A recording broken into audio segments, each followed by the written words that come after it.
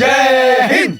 मैं सत्य और निष्ठा से शपथ लेता हूँ कि अपने जान की परवाह न करते हुए ईमानदारी पूर्वक अपने मालिक की जान और माल की रक्षा करूंगा। भारत माता की जय। ये हरे फोन करत बा। हेलो हेलो, अब निरहू बोला तानी। का रे तोहरा के मुंबई भागे के निशा हो गइल बा। अरे तो जब जानते बारा तो पूछत का बड़ माई के फोन दा का रे निकम्मा। ए माई निकम्मा ना, अरे हमार नौकरी लग गईल, सर्विस मिलल रे। और पता बा ड्रेस वाला 5,000 रुपया तो तनख्वाह। 5,000? हेलो, कट गई जी।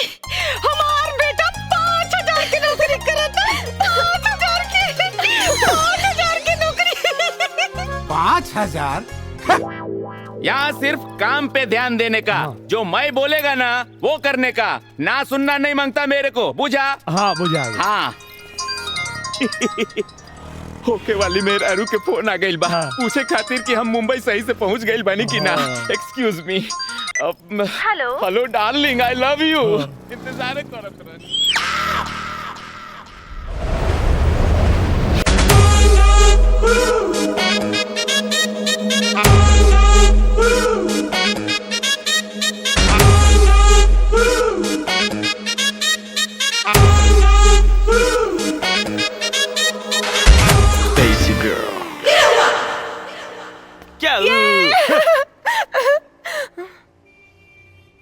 ओए, मुंह क्या देख रहा है?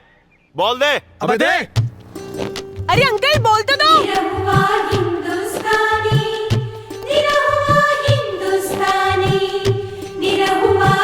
Are you deaf? Give me the ball. अंग्रेजी हमरा पता रहे, फिर अंग्रेजी में कचर पचर हुई। यही से एक बार हम जेट से आगे के पढ़ाई को के आयल बनी। ए से आपका बोल, बी से बहुत बढ़िया। पुलिस! हे भगवान, फिर फांसी पे चढ़े के पड़ी। चल चलता। अरे पकड़ो।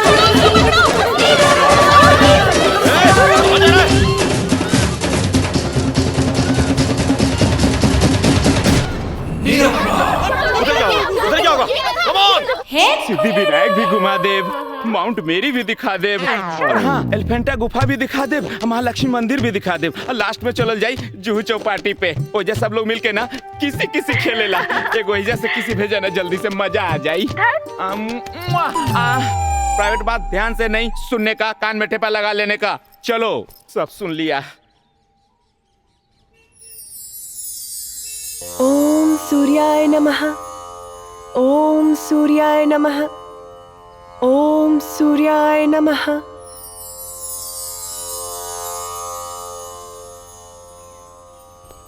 गुड मॉर्निंग बेटा। वेरी गुड मॉर्निंग पापा। अरे हाँ? आज फिर से चीटिंग? आज तो आप मुझे कॉलेज छोड़ने वाले थे ना? ओह आई एम सॉरी बेटा। वो क्या ना, यूके से कुछ बिजनेसमैन आने वाले हैं, उनके साथ एक अर्जेंट मीटिंग है, इसलिए मुझे जल्दी जाना पड़ रहा है। आई एम एक्सट्रीमली सॉरी बेटा। जाओ, मैं आपसे बात नहीं करती। मेरी अच्छी बेटी। गंदे पापा। मेरी प्यारी बेटी। झूठे पापा। मेरी सुंदर बेटी। टकले पापा। हाँ?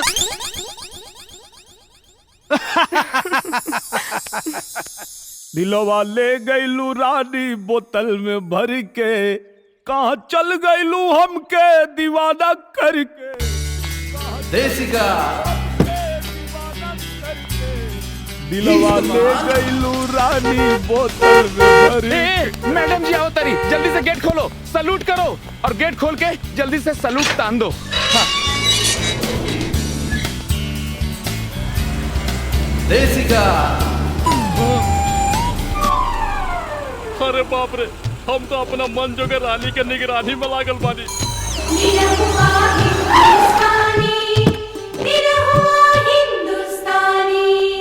इडियट, नॉनसेंस, तुम यहाँ तक आ गए? तुम्हें यहाँ रखा कौन? गुड मॉर्निंग मैडम जी, क्या हुआ? इस बदतमीज को अभी के अभी यहाँ से निकालो, राइट नाउ। लेकिन मैडम जी इसने किया क्या है? इसने मेरे साथ बदतमीजी की और सबके सामने मेरी इंसल्ट की। ना ना ना ना वो हम ना, वो हमार कोनो हम सकल रहल होई। ए, ये नया क्या पैतराबाजी सिखा रहे हो? साफ साफ खुल के बताओ। गुड्डू सर, तू हमरा पे भरोसा नहीं करत। अब गांव से लेके यहाँ तक तुम्हार पोंछ पकड़ के नहीं मर दे, एक सेकंड खातिर तो से दूर ना भइली, और तू हमार भरोसा नहीं करत। हाँ मैडम जी, ये एकदम सही कह रहा है। ये गांव से तो हमरा संगे संगे इधर आया है, एक को मिनट एने सोने गया नहीं। एकदम सही कह रहा है, नौकरी कसम। तुम झूठ बोल रहे हो ना? ना माई की कसम खाला, भरोसा नहीं को माई कसम, ये बिल्कुल सही कह रहा है। हाँ भाई भरोसा, माई की कसम क्यों झूठा खा सकेला का? Shut up. अरे सोटे के कहतारी। चुप रहे खातिर कहतारी। सॉरी मैडम जी। जय हिंद। एक शक्ल के दो आदमी। जय भारत।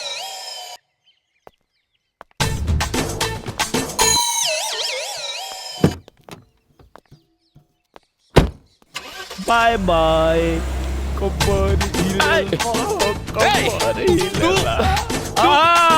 सही पूछा तारा का ये तो बाड़ी हमार बन जोग रानी। तो आदमी बाड़े के पैजामा तारा मालूम बा कि तू का कहता रे? अब तनी हमरा से तमीजे में बतियाई हो। अच्छा काहे कि अब बंगला के होखे वाला हम मालिक हई बेटा। ई बेटा केकरा कहले हो? हाँ, अच्छा छोड़, चल मोबाइल दा। ऊ काहे खातिर? ए मर्द मोबाइल दा। रुक रुक रुक, का करबे मोबाइल लेके? माई के बतावे के पड़ी ना कि ओकर पतो मिल गइल। बैलेंस बहुत कम बा। कोनो बात ना, हम चला ले। हाँ, हाँ। हेलो हाँ बाबूजी, पा लगी तनी माई के फोन दा, हमनी रहू बोला थई। हेलो, कौन बोला तारा रे? झागरू? अरे झागरू ना, निरहू बोला थई। माई के फोन दा, बैलेंस खत्म हो जाई। बांग्लादेश? अरे बांग्लादेश ना, बैलेंस खत्म हो जाई। माई के फोन दा। गाय के? अरे गाय के ना हो, माई के फोन दा। कहाँ से बोला तारा रे? अरे मुंह में बोला था नहीं, और कहाँ से बोला? अरे ट्रैक्टर में चला था ना, यही से सुनात नहीं थे। पहले देखा के बा। हेलो माई। हेलो, ए बाबू, अरे सुनात नहीं खे बाबू, टावर में आवा, टावर में। टावर नहीं के पकड़ा। एक मिनट, टावर पकड़ा होता है। हाँ। अरे मैया के मैया, हमार फोन। अरे बा। हाँ भाई, अब सुना था। अब सुना था। हे हाय, कैसा है भाई? अब तुम छोटी छोटी बातों पे गुस्सा हो जाती हो। एक मिनट, मैं तुम्हारा गुस्सा अभी ठंडा करता हूँ। ओ जूस वाले भैया, हाँ साहब। फटाफट सबके लिए जूस बनाओ, फटाफट। जी सर। ओके? सब लोग अपने अपने चेयर में बैठ जाते हैं। Okay baby, please sit. Come on guys. का जिला? हाँ बोला जवारी। केला कैसे बा? 40 रुपया। 10 रुपया के। ठीक बा ला। ये तुम्हारी कोल्ड ड्रिंक। चिल्ले। ओ जूस वाले भैया, क्या हुआ? हाँ हाँ हो रहा है साहब। ठीक है बाबा। हे बरम बाबा, आज करा के ऐसा गिरैया कि जिंदगी भर बिछौना न छोड़ पावे। थोड़ा डिस्को हो जाए। Come on. ला ला ला ला ला ला। ये क्या भाई? हो रहा है, हो रहा है। ऐसा करना, जरा जल्दी जल्दी हाथ चलाना। कर ही तो रहा है हाँ। साहब। रॉकी सुनो। अच्छा मेरे में ना काला नमक डलवाना। ओके बेबी, ओके भैया। और सुनो मेरे में बर्फी का। ठीक है सब डाल देता हूँ साहब।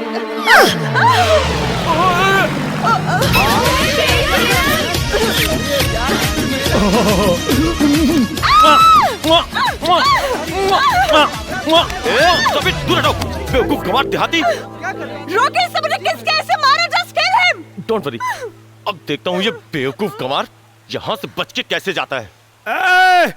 बिलायती बानर, हम इनका पे ना, ये हमारा पे गिर लिया और गलती से चुम्मा ले लिया। तो हमारा गांव में कोनो काम 11 हाली कोई जाला तब सु बोला।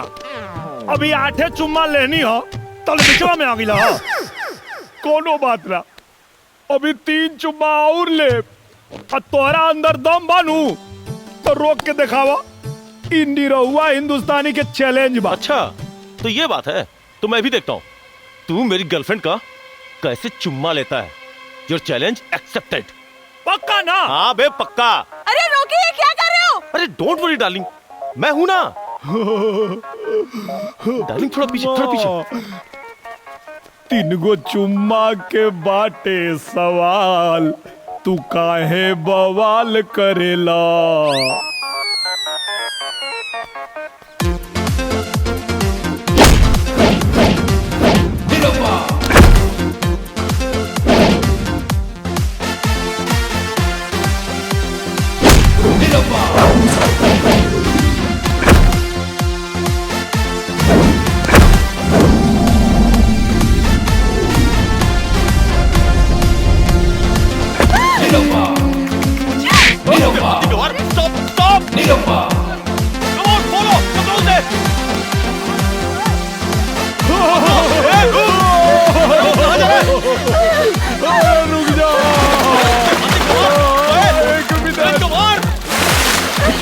चुम्मा दे दे, चुम्मा दे दे, चुम्मा दे दे, चुम्मा दे दे, चुम्मा दे दे।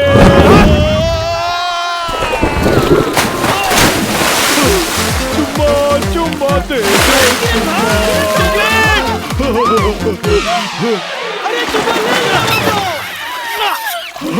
अभी तो 2 गो और बाकी बा।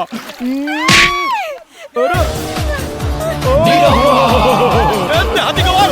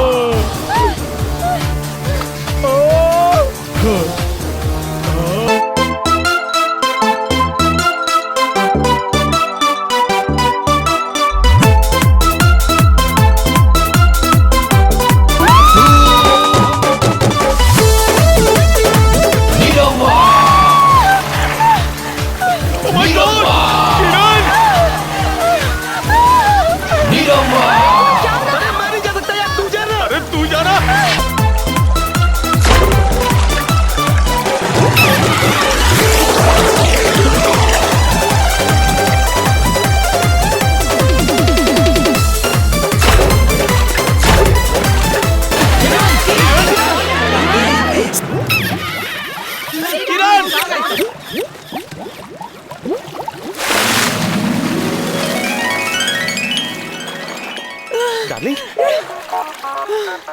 वो स्टूपिड गंवार कहाँ गया? ओहो, लगता है मेरे डर से भाग गया। अरे बेवकूफ, उससे मैंने दूसरा चुम्मा भी लिया। डोंट वरी डार्लिंग, अब वो तुम्हारा तीसरा चुम्मा कभी नहीं ले पाएगा। ओके, लेट्स एंजॉय स्क्वाड कार।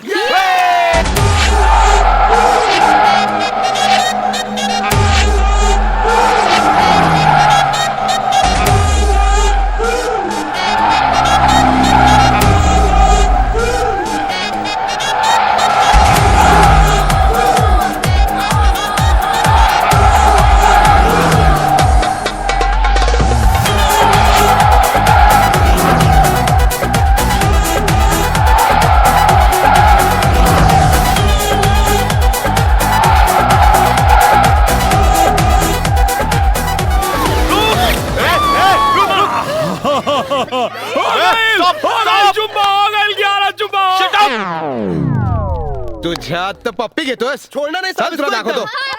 तेरे को हवा मैडम, की हवा खिलाता हूँ। चल हमरा सिक्योरिटी गार्ड है। क्या? हाँ, चल। हमके बचा ले। इंस्पेक्टर, चल इस देहाती चल। गंवार को छोड़ना नहीं, हाँ, छोड़ना नहीं इसको। पप्पी घेतो।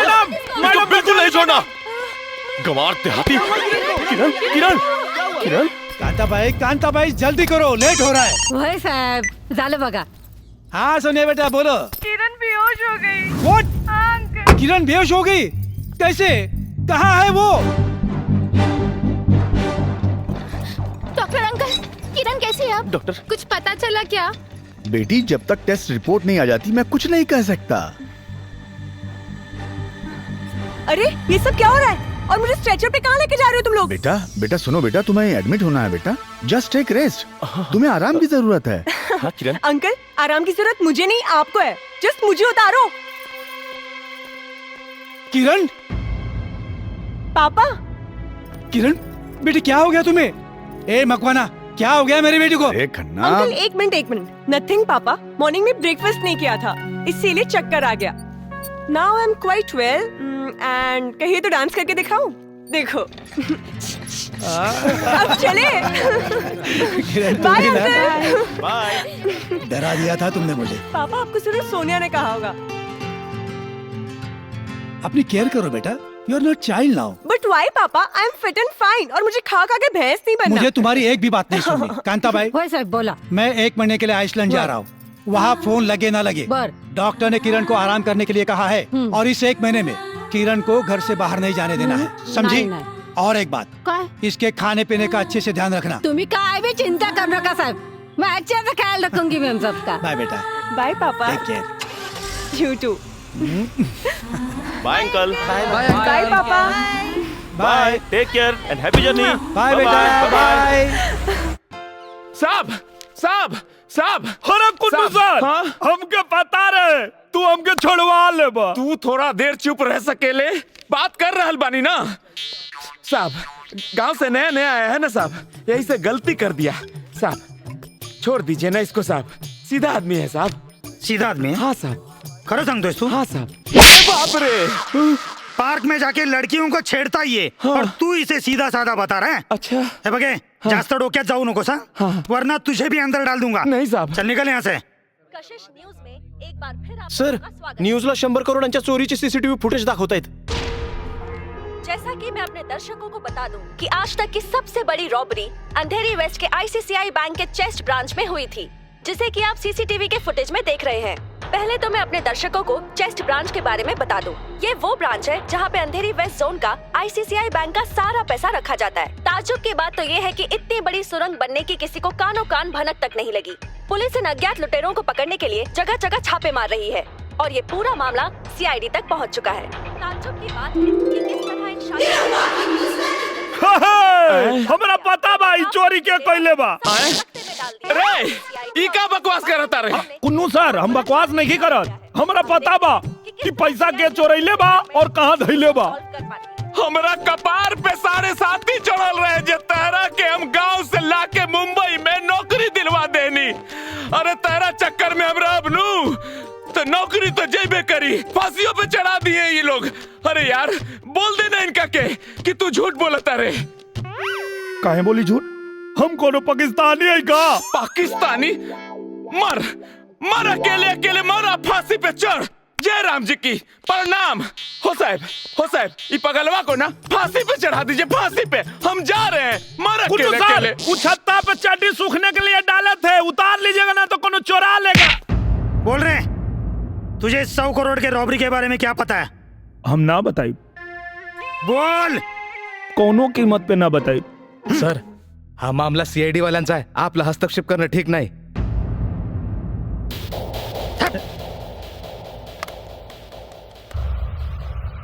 सर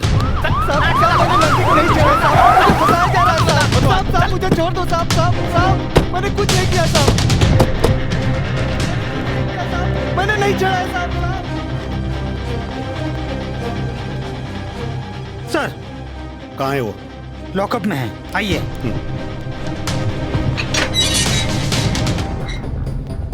ये रहा। ए, तू क्या जानता है उस 100 करोड़ के बक्से के बारे में? बक्सा वो तो हम बता दे, लेकिन हमारे को शर्त बा। तू हमारे सामने शर्त रखेगा? Not now. सॉरी सर। सीधे सीधे बता, चार चोर कौन है? काहे मरले हैं? हम ना बताई। नहीं बताएगा? ना बताई। नहीं बताएगा? तेरा तो बाप भी बताएगा। पुट him in the torture room. टारज 12 लोग चाहे मोमबत्ती, जो ले हमार शरत ना मन लोग तो ले ना बताई। जय बजरंग बली, दुर्गा माई।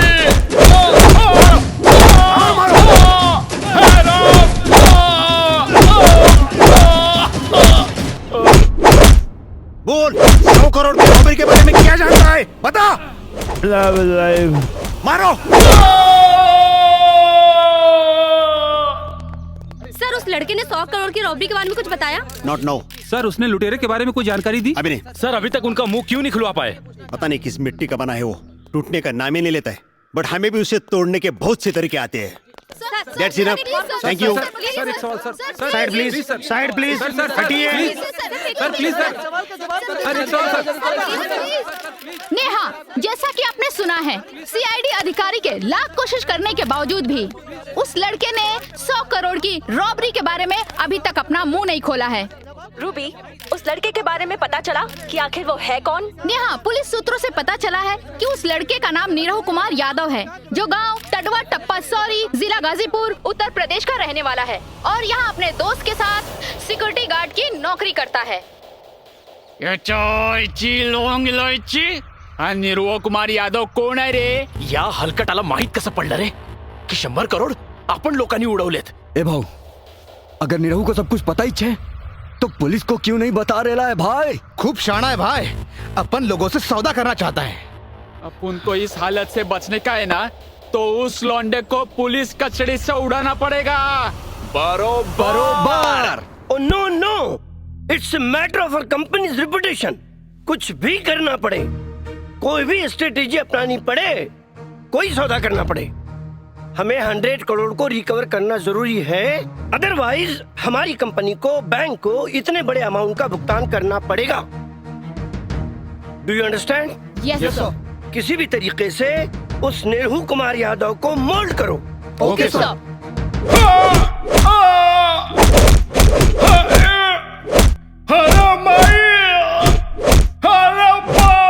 बोल रहे ये चारों किस गैंग के लिए काम करते हैं?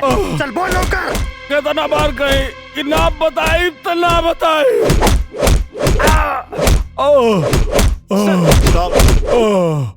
इंटरनॅशनल इन्शुरन्स कंपनीतून काही लोक आलेत, त्यांना तुम्हाला भेटायचे।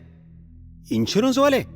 हाय sir, hello, we are from international insurance company. Okay sir, हमारी कंपनी ने उस बैंक का इंश्योरेंस किया था जिसमें 100 करोड़ की चोरी हुई। अच्छा, तो सर उस आदमी ने कुछ बताया? अभी तक नहीं, लेकिन बताएगा जरूर। Please sir, if you don't mind, हम लोग ट्राई करें।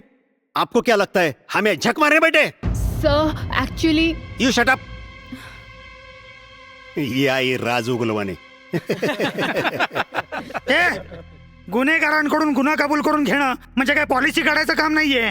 4 पेपर पर साइन किए, चेक लिए और काम खत्म। सॉरी सर, सर आपको हर्ट करना हमारा उद्देश्य नहीं था। Please sir, one chance. अपना मतलब तुझसे राज उगलवाने से है ना? सर प्लीज सर। सर हमारे पास 16वीं विद्या है जिससे वो सारे राज उगल सकता है। 16वीं विद्या? ओए, देख तुझसे कोई मिलने आया है। अच्छा, खुद से ना उगलवा पौला लोग तो ये लोग के बुला लेला। कितना बार कहीं कि हम ना बताई तो ना बताई, चाहे तू लोग आग पे चलावा चाहे बर्फ पे सुतावा। हम ऐसा कुछ नहीं करेंगे। अच्छा, तो तू लोग क्या करे वाला बड़ा? इनसे मिलिए, ये मिस्टर पवार। नमस्कार। ये मिस परिणीता। नमस्कार। ये हमारे सुरेंद्र पांडे जी। हेलो। और मैं, मेरा नाम मुखर्जी। तू लोग तो ऐसा परिचय करावा तारा जैसे लागत हमार बियाह करावे आयल बड़ा लोग। समझ लीजिए कि ऐसा ही है। अच्छा, बस एक बार आप वो 100 करोड़ के बक्से के बारे में बता दो। ना ना ना ना, पहले हमार शादी फिर बक्सा के आजादी। ये चलेगी? हम इनसे उनसे शादी ना करब। फिर किससे?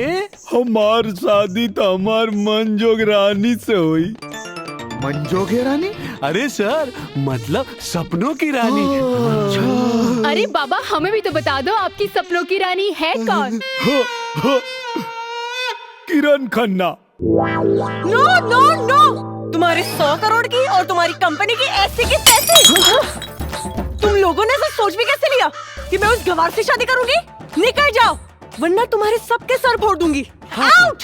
मैडम सुनिए ना प्लीज। Get out! परत इथं आलात तर बघा तुम्ही, झाडून मारन तुम्हाला। काय गट्टावळे, तुला काय तर भोजपुरी सांगू काय मी? सर जल्दी दो ना सर। नहीं बाबा, आती हुई लक्ष्मी को ना नहीं करते। मैडम को पटा दीजिए ना। मैडमला पटवायचं असेल तर रॉकी बाबा को पकडना पडेगा। रॉकी बाबा?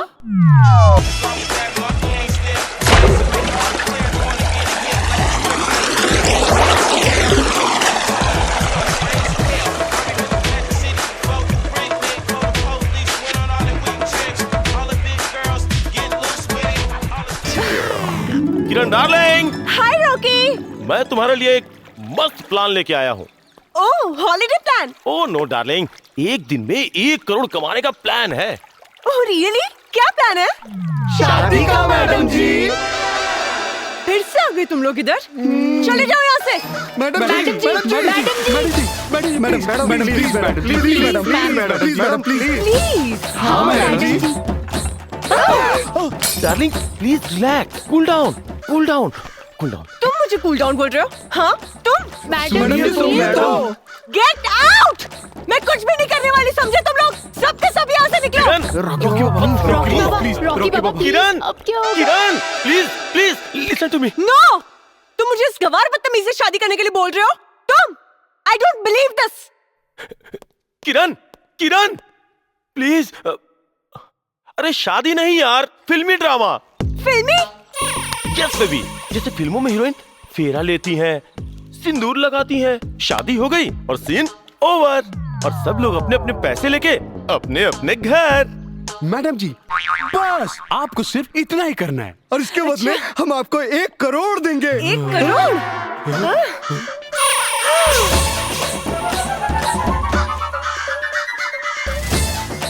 मैडम 1 करोड़।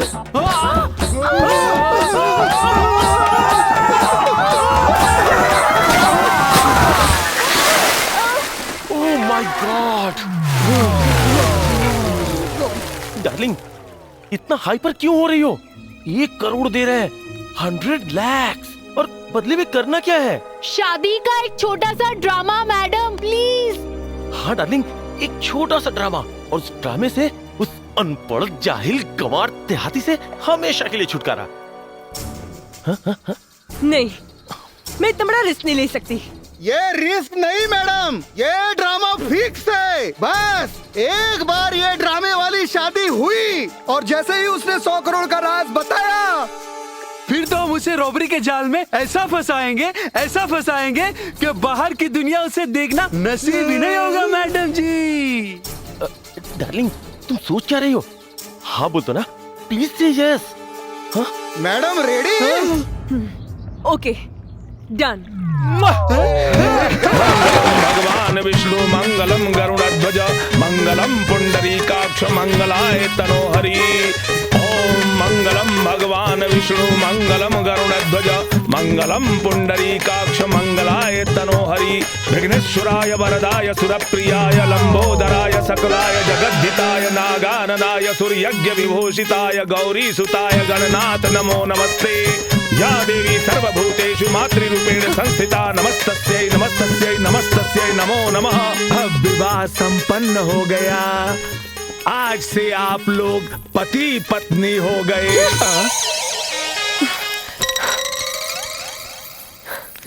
करे जा कहाँ जात बाड़ू, करे जा निकाल के। सर, हमने आपकी शादी आपकी मंजू की रानी से करा दी। अब तो 100 करोड़ के बक्से के बारे में बताइए। अभी तो खाली 7 फेरा भइल बा, 8वां फेरा तो अभी बाकी बा। 8वां फेरा मतलब? सुहाग रात। अरे यार, क्यों सर पकड़ लिए? आप तो 16वीं विद्या में माहिर है ना, मनवाइए सुहाग रात। हाँ मनवाइए। I will kill you, bloody idiot nonsense. Madam सुनिए तो। कार के नीचे बचाऊंगी अगर मेरे पीछे आए तो। रोकी सर। नो नो नो नो सुहाग रात। अब क्या करें? 2 crore. No no no 3 crore. No not any cost. 5 crore. 5 crore. नहीं नहीं, वेरी बैड, नो स्वागत। अरे सर, सच्ची मुच्ची का नहीं, नाटक नाटक नाटक। चलेगा। किरण किरण किरण किरण, प्लीज मेरी बात तो सुनो। क्या सुनूं? नो रियल सुहागरात, इट्स अ नाटक। नाटक। सुहागरात का भी कोई नाटक होता है क्या? तुमको अगर इतनी खुशी है तो तुम जाके मनाओ ना सुहागरात, idiot. Darling darling, please please मेरी बात तो समझो। सुहागरात के बाद 5 करोड़ मिलेंगे। 5 करोड़। प्लीज मान जाओ ना darling. Yes ma'am, 5 crore. Are you ready? हम आपको प्रॉमिस करते हैं वो सब कुछ नहीं होगा। मैम मान जाइए ना, नाटक ही तो करना है। सर सर प्लीज आप भी कुछ बोलिए ना सर। यस मैम, हम उसे आपको टच भी नहीं करने देंगे। How can you say that? Because we have a plan. Okay done. अरे सर मुबारक हो, मैडम सुहागरात के लिए रेडी है। मैडम तैयार बाड़ी। मुबारक हो सर। सिपाही जी थाना खाली करवावा। और हाँ, फोन करके बता दे हमारे गांव जिला नगरी में किन्नी रहुआ के सुहागरात होता थाना के कोठरी में। आप हमारे लिए तो वीआईपी आदमी है। वीआईपी सुहागरात तो वीआईपी जगह ही होगी ना। मतलब 5 स्टार होटल में। निरहुआ के सुहागरात 5 स्टार होटल में।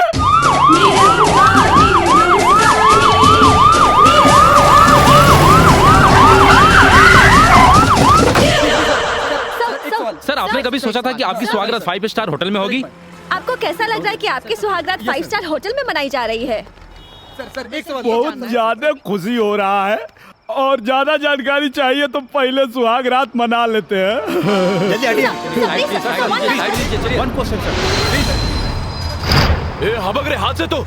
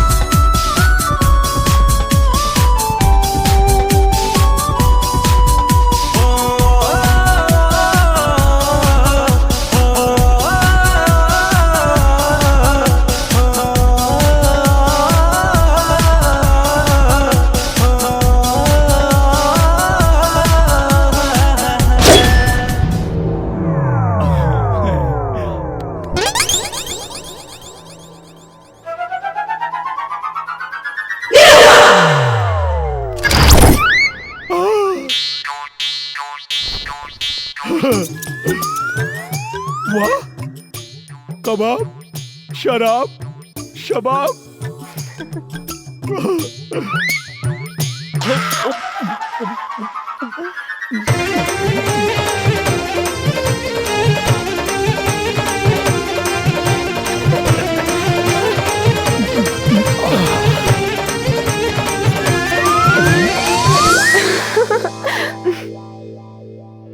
सोना जल्दी से आ जा ना।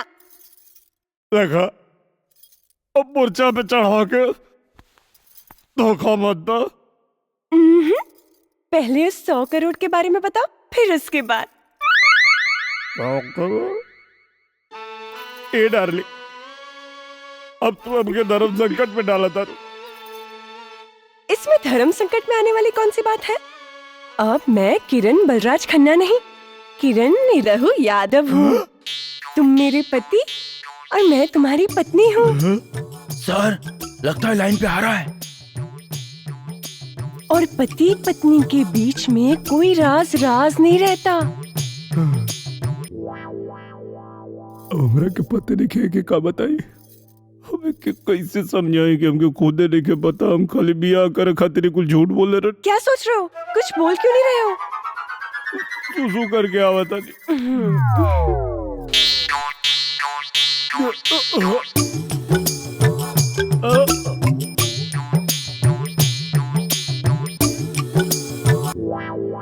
कहा था ना, दारू मत पिलाओ उसे। क्या कह रहे थे? 16वीं विद्या है, अब मुतवाओ उसे, इडियट।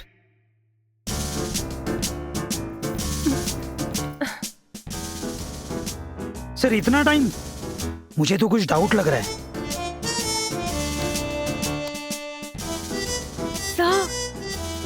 बहुत देर हो गई, आ क्यों नहीं रहा है? नॉक द डोर। ओके सर।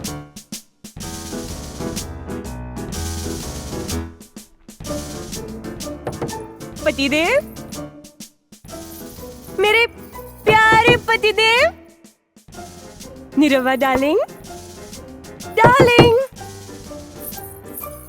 सर, कुछ आवाज नहीं आ रही, लगता है लुढ़क गया। हाँ? अरे अब क्या होगा? मूव। सर कहाँ गए हो? ए हल्का, तुझे कैसे मालूम 100 करोड़ अपन लोग ने चुराया है? अबे बोल। पहले ना मालूम है, लेकिन अब मालूम चल गई। गाडी थांबव, याला कापून टाकून समुद्रात फेकून देऊया। चल लवकर।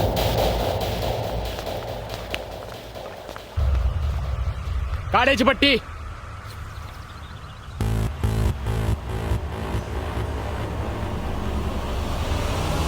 लवकर बोल नाहीतर मार्शल.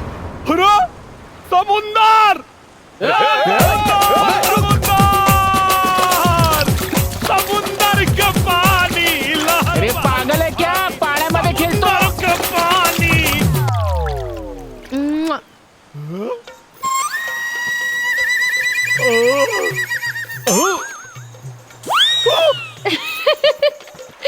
तुझ्या आता.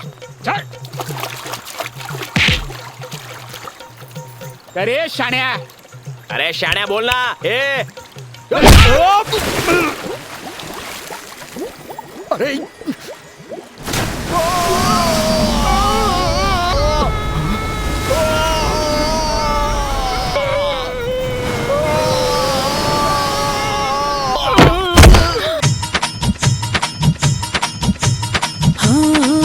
आई गौना के बारात जाइब सैया जी के साथ, बस 2-4 दिन के बाद चढ़ी डोली में। अजिया धड़ के हमार जाए पड़ी ससुरार, छुट्टी घरवा दुआर यही होली में।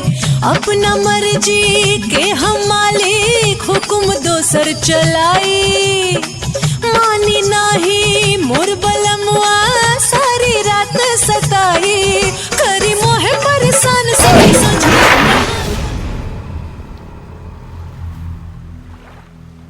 तूफान जैसन जोश, समुंदर जैसन जवानी। बेटा हमरे नाम है निरहुआ हिंदुस्तानी। मारी से आओ।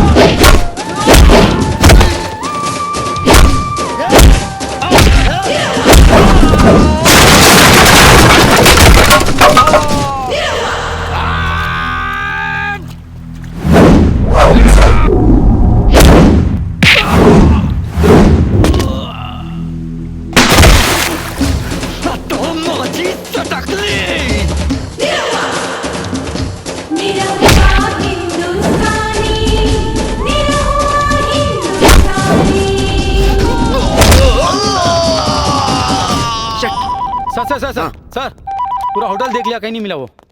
अरे ऐसे कैसे हो सकता है? ढूंढो सब जगह। यस सर। कहाँ गया वो? हेलो, कंट्रोल रूम मधून मात्रे बोलतो साहेब. व्हाट? मूव.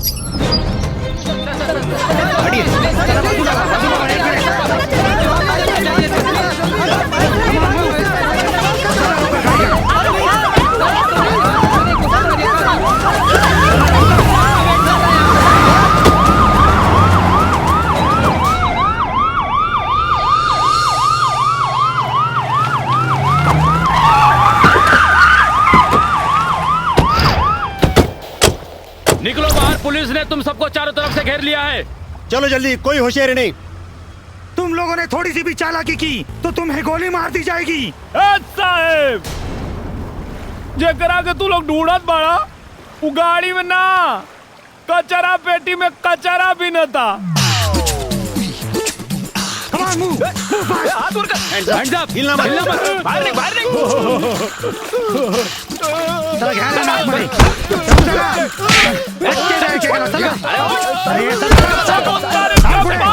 समुंदर के पानी। आपने 100 करोड़ की रॉबरी का पर्दाफाश किया, कैसा लग रहा है? बहुत अच्छा लग रहा है। आपने उन चोरों के बारे में पुलिस को पहले क्यों नहीं बताया? इतना टॉर्चर क्यों सहा आपने? अरे ये सब हमारा प्लानिंग था। वो क्या है कि चूहा को बिल में से निकालने के लिए बिल में पानी डालना पड़ता है। ये भोजपुरिया आइडिया आप लोग को समझ में नहीं आएगा। सर ये आइडिया आपको आया कहाँ से? कहाँ से? और ऐसे ज्यादा दिमाग तो हमारे गांव में भैंसिया को भी होता है। रहुआ जी, आपकी 100 करोड़ की रॉबरी का मिशन तो पूरा हुआ, अब आपका अगला मिशन क्या है? मिशन सुहाग रात। छोड़ो मुझे, छोड़ो। तोहरा चक्कर में भइल बा बहुते पिटाई, सुहाग रात में आज बड़ी मजा आई। तुम्हारी हिम्मत कैसे मुझे हाथ लगाने की? हाथ हम जौवन चाहे तोवन लगा सकता नहीं। अरे हम तुम्हार पति हैं। पति? कौन पति? कोई देखो आज बिया भइल और आज पूछा दिया कौन पति, अभी बताओ तानी। खबरदार जो दोबारा अपनी जुबान से ये बात निकाली, तुम तो मेरे पति तो क्या मेरे नौकर बनने के भी काबिल नहीं हो। समझ में आ गेल मैडम कि तोहरा मन में हमरा खातिर का बा, लेकिन अब जौन हम करब तोहरो समझ में आ जाए।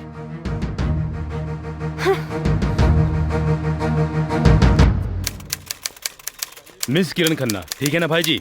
हाँ। Bungalow number 203, palm spring, Goregaon west, Mumbai 104। Nirua, court का नोटिस।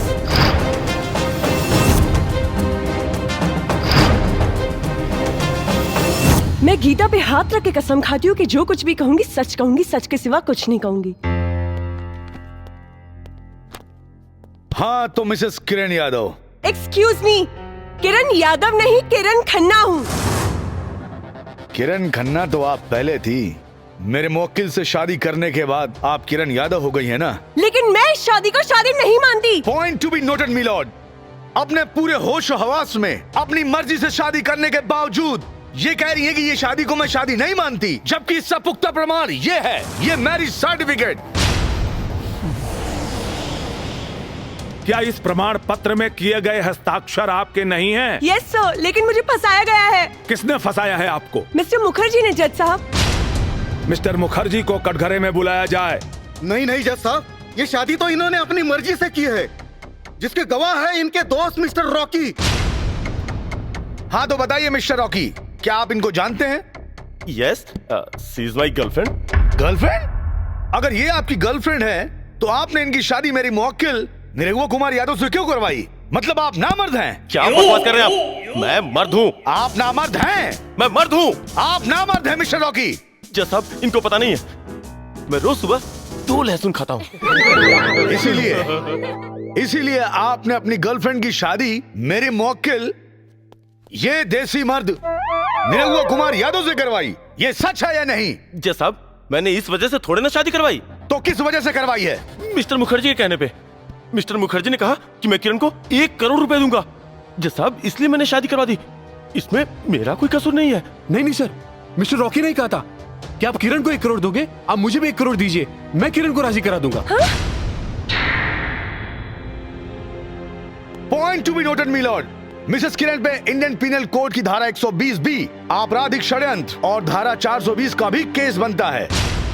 अरे बाप रे बाप! क्या करता है? माय बाप! गांव के सीधा साधा लड़का के साथ इतना बड़ा छल! माई बाप, हम जिए करेंगे चाहत माई बाप, हमके इच्छा मृत्यु को वरदान दे दी। हाँ भाई, क्यों के लगे जार हो गया तो हमके दे दो भाई, हम पी के मर जाए। हाँ वकील साहब, हमके किरासन तेल लिया के दे दो, हम जर के मर जाए। ऑर्डर ऑर्डर, ये क्या ड्रामा लगा रखा है? अरे ड्रामा ना जज साहब, गोला चार पति के फरियाद। अब हम कौन मुंह लेके अपना गाँव जाए?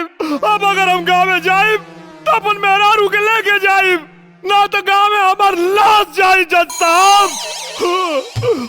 साहब, जीवन और मरण सब आपके फैसला पे निर्भर बा जज साहब। ऑर्डर ऑर्डर मिस्टर निरहू, ये अदालत है। आप अपने जज्बातों पे नियंत्रण रखिए और अपने जगह पे जाके बैठिए। ठीक बा। ऑर्डर ऑर्डर, इस केस की सुनवाई आज पूरी हुई। अब इस केस का फैसला अदालत दिनांक 23 अप्रैल 2017 को सुनाएगी। The court is adjourned for today. Order order, तमाम गवाहों और सबूतों के मद्देनजर रखते हुए ये अदालत इस नतीजे पर पहुंची है कि पैसे के लालच में किरण खन्ना ने निरहू कुमार यादव से शादी की और पति पत्नी के संबंध को मजाक बनाया, जो कानून के साथ साथ समाज के लिए भी अपमानजनक है। इसलिए अदालत हिंदू मैरिज एक्ट धारा 9 के तहत किरण खन्ना को आदेश करती है कि 1 साल तक निरहू कुमार यादव के साथ रहकर दाम्पत्य जीवन का निर्वाह करें।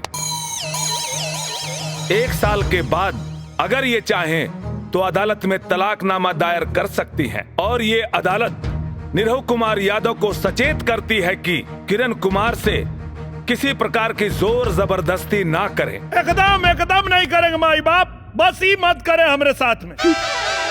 और साथ ही साथ ये अदालत पुलिस प्रशासन को आदेश देती है कि इंटरनेशनल इंश्योरेंस कंपनी के अधिकारियों को एवं राकेश कुमार उर्फ रॉकी को तुरंत हिरासत में लेकर कानूनी कार्रवाई करें। The court is adjourned for the day.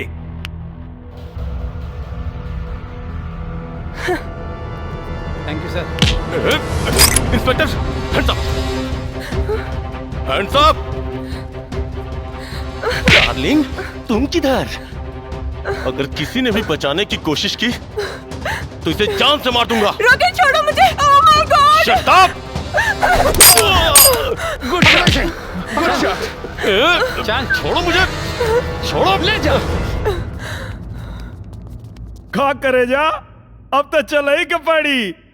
चला चली गाजीपुर, चला चली गाजीपुर। छक छक छक छक।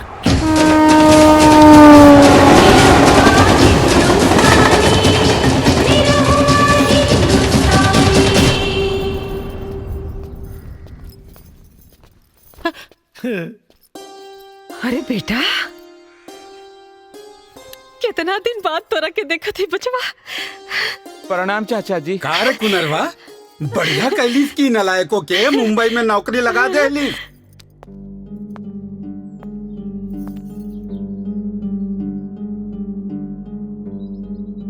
ई के बेटा?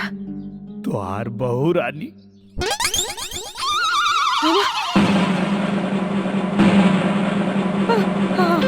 हमार बहू रानी। अच्छा, नहीं अच्छी है, बहुत अच्छी है। अरे बड़को, छटको कहाँ पड़ी? आवा जल्दी से रे, हमार पतो बहू रानी आइल बाड़ी। अरे भौजी, भाभी, अरे हम तो हर देवर है। Shut up and stop all this nonsense! मैं तुम्हारी बहू नहीं हूँ। मैं सिर्फ कोर्ट का आदेश पालन करने के लिए आई हूँ। 1 साल रहूंगी और फिर चली जाऊंगी। और खबरदार, अगर किसी ने मुझसे रिश्ता जोड़ने की कोशिश की। जी मैडम। मेरा कमरा किधर है? मैंने पूछा मेरे लिए कमरा किधर है? हाँ। ये घर में तो हर कौनो कमरा नहीं थे। हाँ। ये घर हमार हा। अब हमारा मतलब हमार ना, तो ठीक बा, हमारा हिस्सा बांट दो। का कहले है तू? बांट दी? ससुर जौने छपरा मारा सब हिस्सा मांगल भुला जाइबा। कैसे मारब जी? काहे के मारब?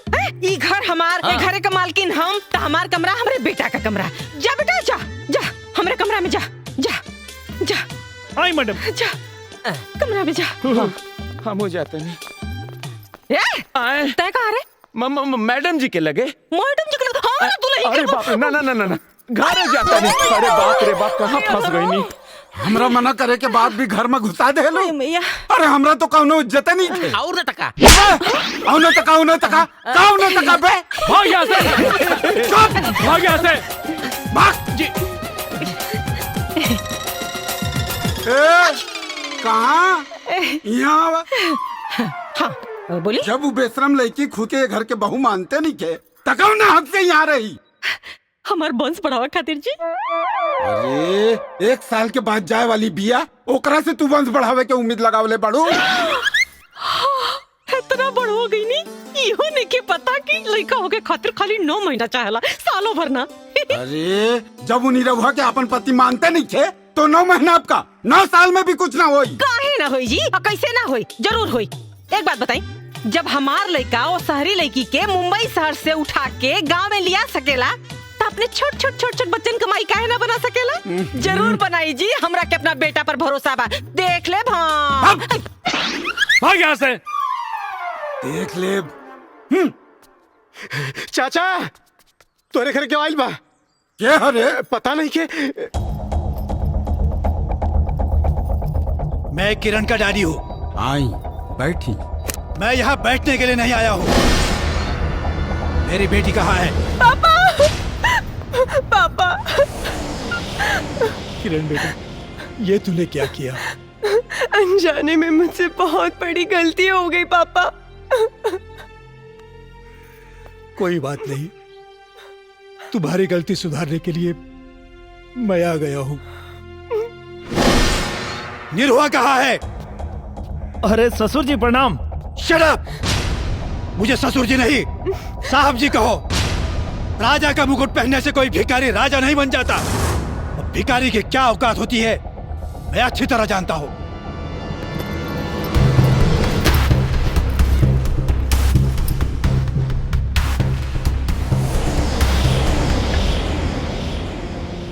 बोल, मेरी बेटी को छोड़ने की क्या कीमत लोगे? 1 करोड़, 2 करोड़, 5 करोड़, 10 करोड़? सौदेबाजी बाजारू सामान कहला साहब। किरण हमारी पत्नी है। तुम जानते भी हो 10 करोड़ की कीमत क्या होती है? रहुआ जानता नहीं है वो पत्नी की अहमियत का होला? 10 करोड़ से तुम्हारा पूरा घर बदल जाएगा और इनका से हमारा पूरा जीवन संवर जाएगा। 10 करोड़ को ठुकराना तुम्हारी बदनसीबी है और इनके साथ रहल हमार खुशनसीबी है। तुम ये भूल रहे हो कि किरण यहाँ जीवन भर के लिए नहीं, सिर्फ 1 साल के लिए आई है। रहुआ ही भुलाता नहीं कि 1 साल में 365 दिन होला और जिंदगी 4 दिन की। आपका बेटा बावला हो गया है, बावला। नफा नुकसान के बारे में इसे कुछ नहीं पता, लेकिन आपने तो जिंदगी को करीब से देखा है। जरा समझाइए इसे। साहेब, नफा नुकसान तो व्यापार में देखल जाला, परिवार में ना। परिवार में तो मान, मर्यादा और प्यार देखल जाला। घर आई हुई लक्ष्मी को ठुकराना तुम्हारी बेवकूफी है, बेवकूफी। हमरा घर के लक्ष्मी राउर दौलत ना, हमार मैडम जी ऐसा है। सिर्फ 1 साल, 1 साल के बाद न तुम्हारे पास ये दौलत होगी ना मैडम जी। इसलिए मेरी बात मानो, ये दौलत ले लो और किसी दूसरी लड़की के साथ शादी करके चैन से अपनी जिंदगी गुजारो। हमरा पता बा कि 1 साल बाद ही हमरा के छोड़ के चल जी, लेकिन आपके बता दी कि इनका गैला के बाद भी हमारा जीवन में इनकर जगह के और ना ले पाई।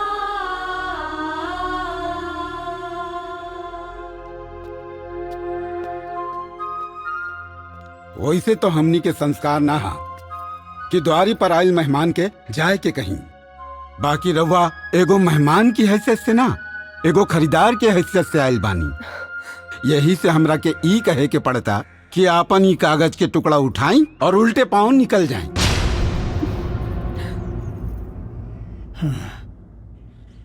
आज तक मैं केवल पैसों की अहमियत जानता था, लेकिन आप सबके विचार जानकर मुझे रिश्तों की अहमियत भी समझ में आ गई।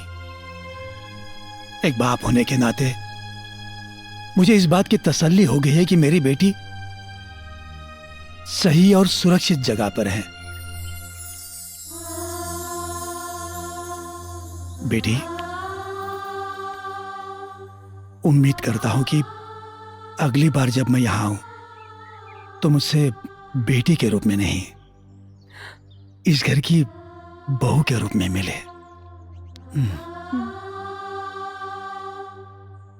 मेरी वजह से आप लोगों के दिल को जो ठेस पहुंची है उसके लिए मैं माफी चाहता हूं। मुझे आज्ञा दीजिए। चलता हूँ। समधी जी, रवा कुछ भूला तानी।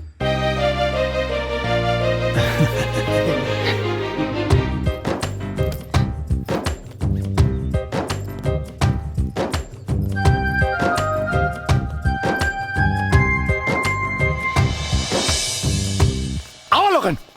हाँ गिरधारी भैया बाहर निकला है, गिरधारी भैया बाहर निकला। अरे टेंगड़ा, हई बारात लेके यहाँ का है आइल बड़े? हमें यह भगवती भाई ना आइल बानी, हम तो पूछे आइल बानी कि जौन पतो विदा करा के ले आइल बाड़ा वो कौना कोठा से लेके आइल बाड़ा। चाचा, ए टेंगड़ा, अपन गंदा जबान के लगाम दे। वो हमार पतो है। पतो? अरे दुद्दू को पतो तो बाड़ी घरवा में है भैया। ये कवन ने का डिजाइन का पतो लेके आइल बाड़ा तू है? न मांग में सेनूर, न लिलाट में टिकुली, न गला में मंगलसूत्र, न हाथ में चूड़ी, न गोड़ में छागल, न आंख में काजल है? ए पारस, हमार पतो चाहे जैसे रहे, अरे तोर काहे करे जा पता? अरे कहे ना बाती है भौजी, खानदान देख के नु बा, इज्जतिया तो हमरो नु जाई। ए चचा, हाँ, जब बित्ता बित्ता बेच के दारू पी गईला तब ना खानदान की इज्जत जात रहे। हाई देखा है? उल्टा चोर कोतवाल के डांटे और लंगटा गांव भर कपड़ा बांटे। ए पंच लोग, बुलाई इनका पतो के और नीमन बाउर जवन फैसला हो रहुए लोग करी, बुलाई। रे टेंगड़ा, हमार बेटी पतो है, पर्दा में रह ले। अरे का भैया, दाई से पेड़ छुपा होता रहा है? अरे तोरा के पता बा, अगर पतोया आ गई ना तो सारा पोल खुल जाई, पूरा गांव के सामने बेइज्जती हो जाई। हाँ, हा, हा, हा, हा।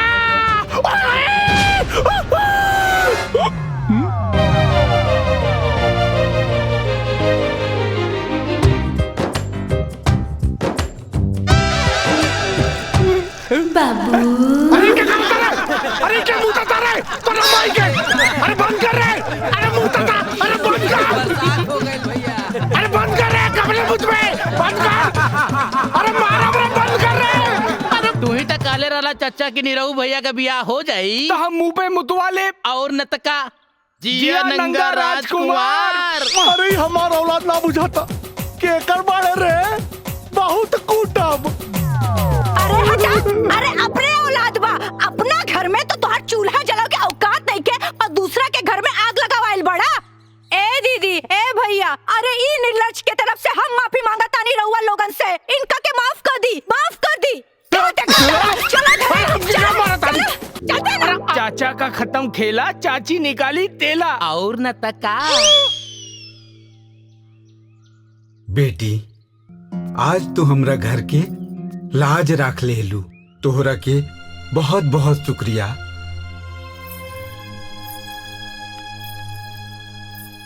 शुक्रिया बोल के मुझे शर्मिंदा मत कीजिए बाबूजी, ये मेरा भी तो घर है। मुझे आशीर्वाद दीजिए बाबूजी कि मैं इस घर की लाज हमेशा बचा सकूं। जुग जुग जिया बेटी, सदा सुखी रहा।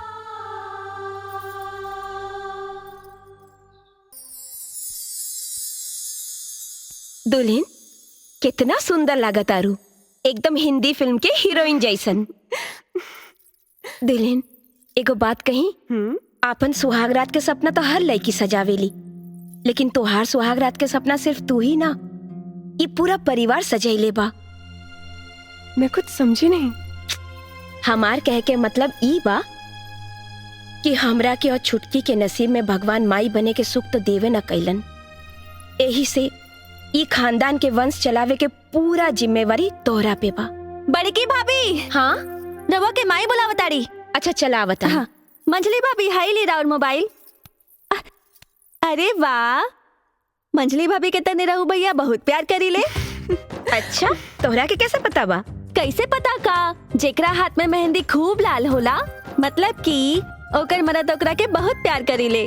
अच्छा, तोहरा मरद मेहरारू के प्यार खूबे पता चलता। हाँ, लागता भैया से बात करके तोहरो हाथ में मेहंदी लगवाही के पड़ी। अच्छा मजलू, हम अबे आवतानी।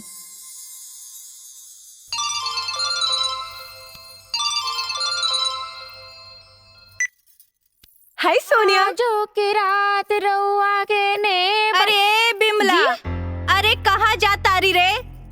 अरे वो दूध देवी चाची ना। अच्छा निरहुआ लगे। हाँ देखी तो। अरे रे रे रे रे, ई तो पानी नियन दूध बाटे आए, तने मलाई डाल दे के चाहते। हाँ जोकर सुहाग रात बाटे, जो मलाई लेके आओ। जो जो जो जो दीना हम डाल। अरे रहे देना हमरा लगे। तू जो ना, हम है ना मलाई बढ़िया से लेके आओ। जा जा जा।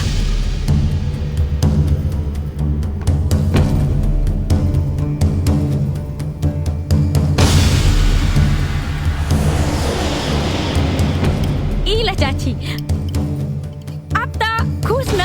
हाँ पकड़ा। जा बहुरिया से कह दियो कि जरूर पिया दे। जा। हाँ हम एकदम में कह दे। जा जा जा।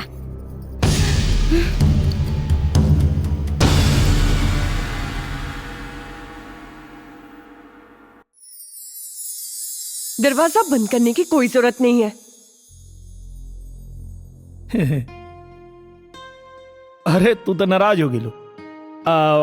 वो बड़की भौजी के चलते थोड़ा लेट हो गया। सॉरी।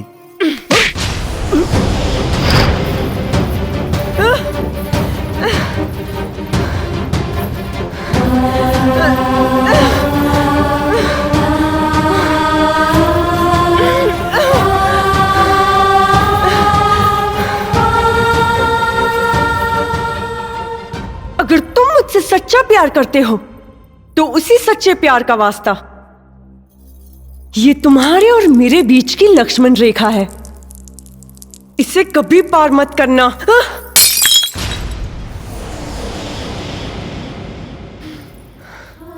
लेकिन काहे किरण, एक तरफ तू हमके प्यार के वास्ता देता और दूसरी तरफ करीब आवे से रोका था।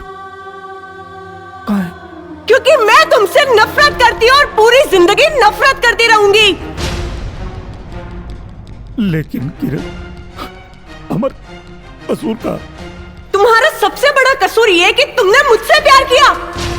बहुत घमंड है ना तुम्हें अपने प्यार पर। मैं तुम्हारा सारा घमंड चूर चूर कर दूंगी। तुम्हारी बीवी होकर तुम्हें बीवी का सुख नहीं दूंगी। तुम मुझे महसूस करोगे लेकिन छू नहीं सकोगे। तुम मुझे देख सकोगे लेकिन पा नहीं सकोगे। रुलाऊंगी, तड़पाऊंगी, तरसाऊंगी। यही सजा है तुम्हारी। निकल जाओ यहाँ से। Get out. अरे कुलच्छनी, अरे ये हमार घर है, हमरे बेटा का घर है। देखो नहीं निकाले वाली रे हैं? तोरा के तोरा औकात बताओ तनी हम। चल, जौन गाय दूध न दे वो माटी में जाए। कोनो रिश्ता नहीं के तोरे घर से। निकल यहाँ से।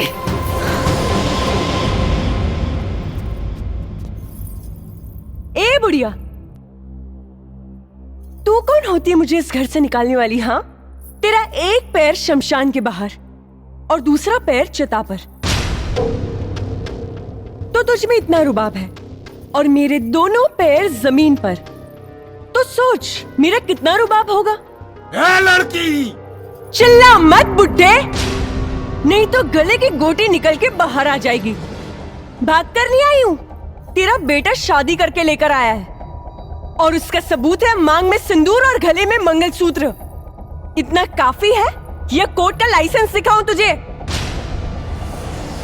करे निरहुआ, तोरा सामने ही हमनी के अंट संट बोलतिया और तोरा मुंह में दही जामल हा। अरे भगाओ लेकर के यहाँ से। अरे माई, तू काहे नहीं कुछ समझत? का करता रू तू?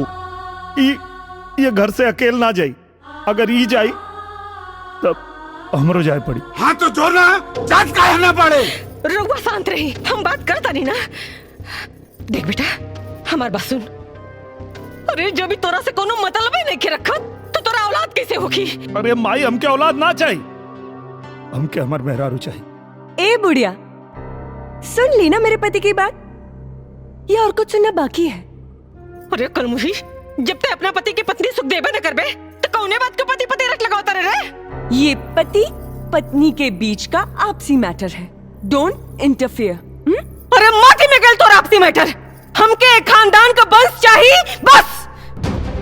वंश का सपना देखना छोड़ दे। मैं तेरा ये सपना कभी पूरा नहीं होने दूंगी। अगर हो गई तब, अगर नहीं हुआ तो अपना मुंह में करखा पोत के सारा गांव घूमब। और अगर हो गई तो तोरा मुंह में करिखा पोत के सारा गांव में घुमाइब। मंजूर बात तो मिलाओ हाथ, मिलाओ। चल मंजूर है।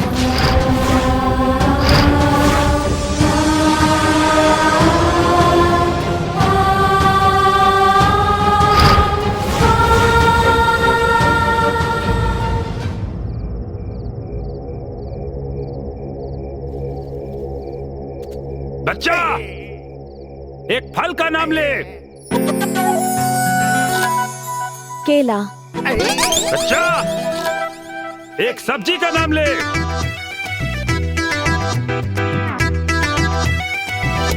भंटा। ए बाबा, हम यहाँ फल और सब्जी खरीदे थोड़ी आइल बानी।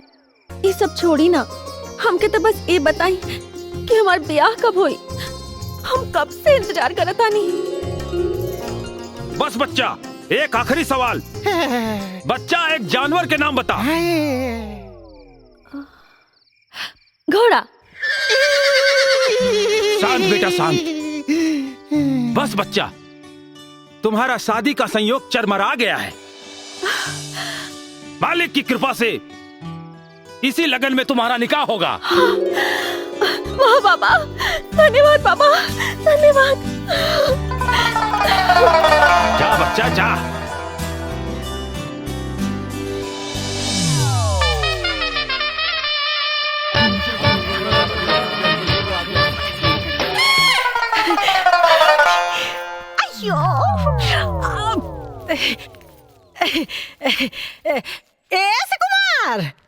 असी कुमार। हाँ माई। अरे हमरा के तनी मुरली बाबा का दर्शन करे के हा। चला बेटा। माई, हम सुबह सुबह अंडा खा लेल बानी, तो मंदिर कैसे जाई? एगो काम करा, नंदुआ के साथे जा। अच्छा, नंदुआ चल रहता ही चल। अरे माई, हम मंदिर नहीं जा सकत। हम मंदिर नहीं जा सकत। काहे कि आज सुबह ही उठ के जब हम जमाई लेनी है ना, तो एगो माछी मुंह में घुस गई रहे। अच्छा। आज हमार पूरा दिन बर्बाद हो गई बा। हम मंदिर ना जाएं, मंदिर ना जाएं। हम चली तोरा संगे, हम चली। काबा क्यों? रउआ के तो दोनों बेटा भ्रष्ट हो गई ने। अगर रउआ भ्रष्ट ना होखी तो हमरा संगे मंदिर चलो। ठीक है, तो चलो। अरे हमरा के फटफटिया चलावे के ना आवेला, बुझलू? 4 किलोमीटर पैदल चले के बाद तो चला। तो रहे देही 4 किलोमीटर पैदल चलत चलत तो हमार गोड़ न दुखा जाई। हाँ। आय भगवान, अगर आज हमार बाप हमरा के फटफटिया चलावे से खौले रहत तो 3 गो मुस्टंडा बेटन के निहोरा ना करे के रही। अरे जौने मतारी के 3 गो मुस्टंडा बेटा होखे, ओकरे मतारी के कोई मंदिर भी ना ले जाता। हे भगवान, कैसे तोहार दर्शन करी। हे हमर नाथ। माई। हाँ बेटा, चलो हम लेके चलत हनी। चल बा। हाँ चलो। अच्छा, देख देख, ये हमार सरवन बेटा। और न तक का चाबी चाबी। ला बेटा, चाबी। चल। और न तक का। ला, आ गई मंदिर।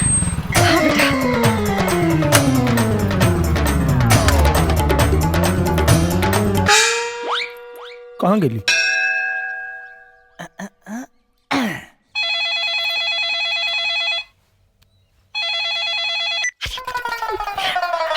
हेलो।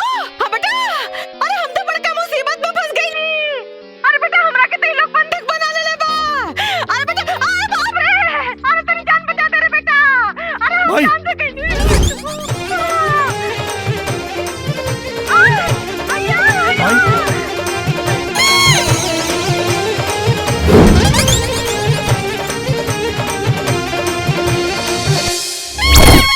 भाई तू कहाँ बाड़ू?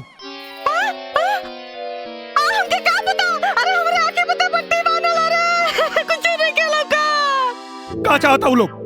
बात करावा हमरा से। सुना, तू अपन माई के जिंदा देखल चाहता रहा, तू करा जो हम कहता नहीं। क्या चाहता रहा तू लोग? तोर बगल में वो मंडप लगल बा, वो मंडप में दूल्हा की जगह जाके बैठ जाओ। अबे हम काहे बैठ जाई? तू मंडप में आज हमार बिटवा की शादी हो। अरे तो तोरे बेटा की शादी है तो अपने बेटा के बैठाओ, हमके काहे बैठे का तारे? अरे वो तो परेशानी के बाद बा हमार लड़का शहर से शादी के लिए आवत रहे, अबले नहीं खे आई और इधर मुहूर्त बीतल जाता और शादी के मुहूर्त बीत गए तो अगले 20 बरस लड़की के शादी के लगन नहीं खे। ऐसे लड़की वाला हमार मेहरारू के बनक बना ले बा और अगर मुहूर्त बीत जाए हमार मेहरारू के गोली से मार दे। ऐ खातिर जब तक हमार बिटुआ नहीं खिया तू दूल्हा बन के बैठ जाओ। अरे हम बैठब तो लोग के पता ना चली कि हम दुल्हन आई। तू होकर चिंता मत करो, वो लोग कुछ ना जान पाई है। वो कहा है कि लड़की वालन हमार बिटुआ की शक्ल न देख ले। हाँ देखो तू लोग सही नहीं करत। अभी सही गलत सोचे के समय नहीं खे, फिर कुछ समय के बाद बा तोर छठा फेरा होता है हमार बिटुआ आ जाई। सुना कुछ गड़बड़ कैला तो अपन माई की जिंदगी से हाथ धो बैठ में। चुप बुढ़िया चुप। चला माई चला चला चला। पंडित जी दुल्हा बाबू आगे ले, जल्दी जल्दी ब्याह करावा। जल्दी जल्दी।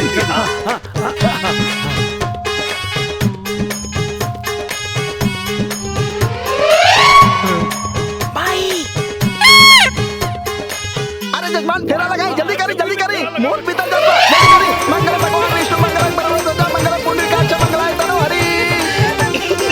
अब आगे चली आगे चली आगे चली, जल्दी करी जल्दी करी। हाँ जल्दी करी। मंगल भगवान विष्णु मंगल परमध्वज मंगल पुंडरीकाक्ष मंगलाय तनोहरि। सर्व मंगल मांगल्ये शिवे सर्वार्थसाधिके शरण्ये त्र्यंबके गौरी नारायणी नमोस्तुते। मंगल मंगल मंगलमस्तु। ई ली जजमान सिंदूर दान करी। अरे जजमान जल्दी करी। हम सिंदूर दान ना करब। जजमान रहुआ कहीं ना।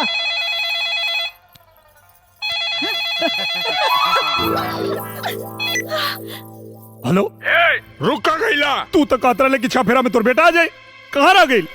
चिंता मत करा, ये सिंदूर भी हम अपन बेटे के खाते में डाल दे।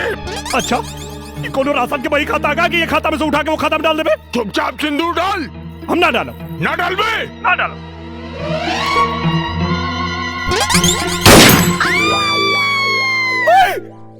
अब अभी तक तो जियता नहीं बेटा, बाकी आगे के जिंदगी का कोनो भरोसा ना।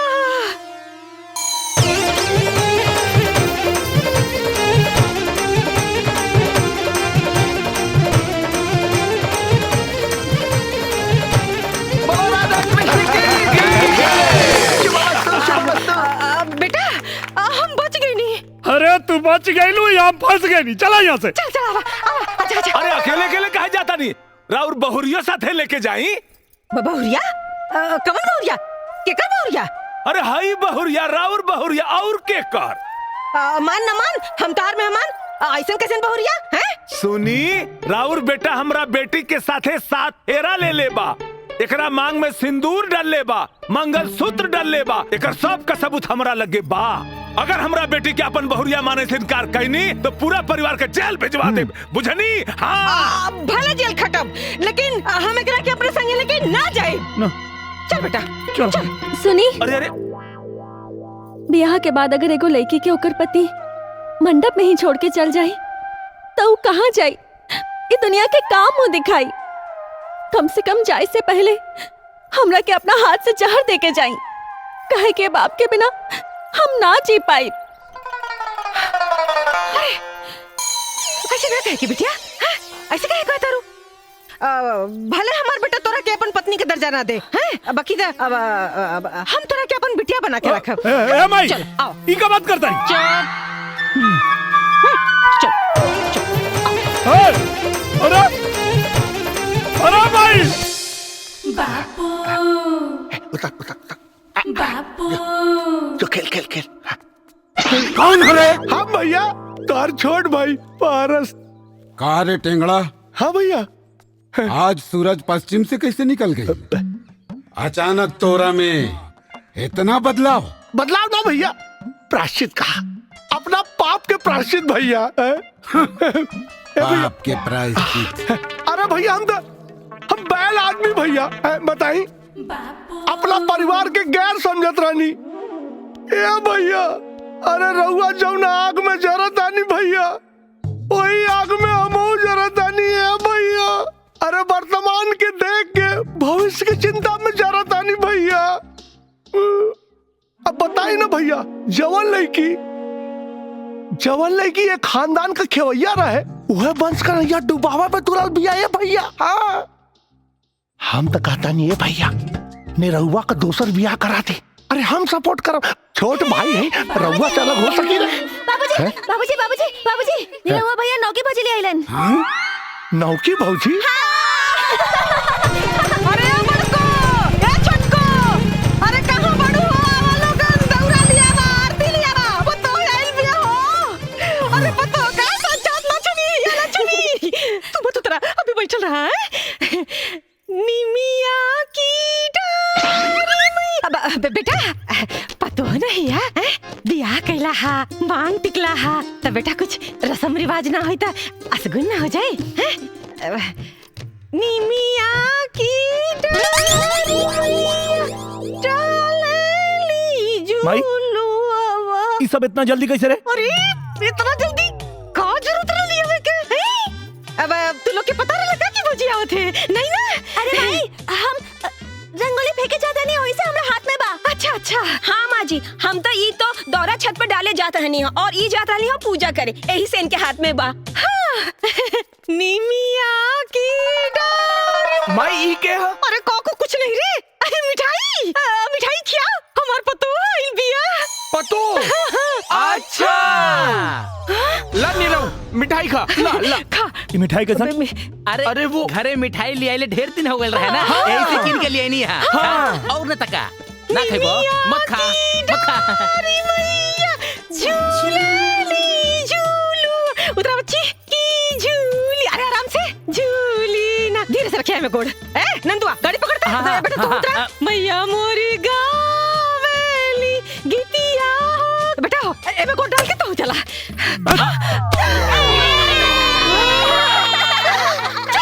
भाग यहाँ से झूली झूली ना भैया के भाई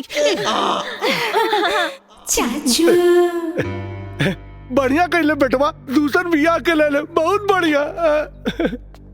पता नहीं कि इतना मेहरारू कहाँ से मिल जाली हो जहाँ जाला एगो उठा के लिया वाला। निमिया के डार मैया डालेली झूलवा हो की झूलीना मैया मोरी गावेली गीतिया। अरे वाह कितनी महान है रे तू। तेरा दिल तो समुंदर से भी ज्यादा विशाल, तेरे विचार आसमान से भी ज्यादा ऊंचे, त्याग और बलिदान की साक्षात मूर्ति है रे तू। जो ये जानकर इस घर में आ गई कि तुझे घर तो मिलेगा पर संसार नहीं, तुझे पति तो मिलेगा लेकिन पति का प्यार नहीं, तुझे मन का सुख तो मिलेगा लेकिन तन का नहीं, तेरी मांग तो भरेगी लेकिन गोद नहीं, तुझे यहाँ बहू बेटी चाची दीदी मामी काकी बुआ सब कहने वाला मिल जाएगा लेकिन माँ कहने वाला कोई नहीं मिलेगा। ये कहा तारी के बारी ए बुढ़िया बताओ बताओ बताओ काहे नहीं कि मैं इसकी सौतन हूँ। ना हमार बात सुना हम बताओ तानी चला अंदर चला बताओ तानी।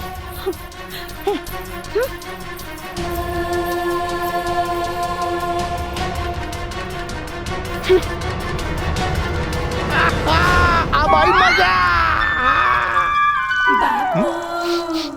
ये तो पेशाब है क्या रे?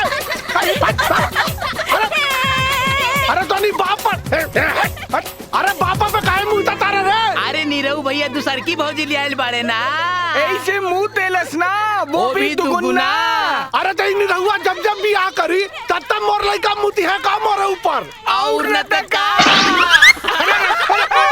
अरे रुका तनी के बताओ थी हम। क्यों रे सौतन, तो अभी तक यहीं पर है, गई नहीं? अरे हम काहे जाए, ये हमार घर है, हम यही से रहे और अपन संसार बसाई। सुन, मुहे में करखा पतवावा खातिर तैयारी कर ले। ए बुढ़िया, तू क्या समझती है तूने इसको पटा लिया तो तेरा हर अरमान पूरा हो जाएगा? कभी नहीं। निरहुआ मेरा पति है, मेरा। इस छिपकली का कभी भाव नहीं देगा। तेरा कोई सपना पूरा नहीं होगा। अरे हम पूरा करे बम्मा जी के सपना। हम देवी खानदान के वंश और वो एगो ना पूरा 1 दर्जन। और ओकरा बाद तोहरा के नौकरानी बना के अपना लइकन के टट्टी धुलवाई। टट्टी धुलवाई बड़ा हिली है बतियावे। जिंदगी जंडबा फिर भी घमंडबा। अम्मा जी, सुहागरात हमार ह, लजाए के बिराए के हमरा के चाहिए। तब रहुआ काहे लजाता नहीं? अरे बकलूले बड़ू का एकदम से उडेनिया घर में भी है ना, अगर सामने होकर छाया पड़ गई ना तो बन लोग काम में बिगड़ पड़ जाए। चल हाँ चल।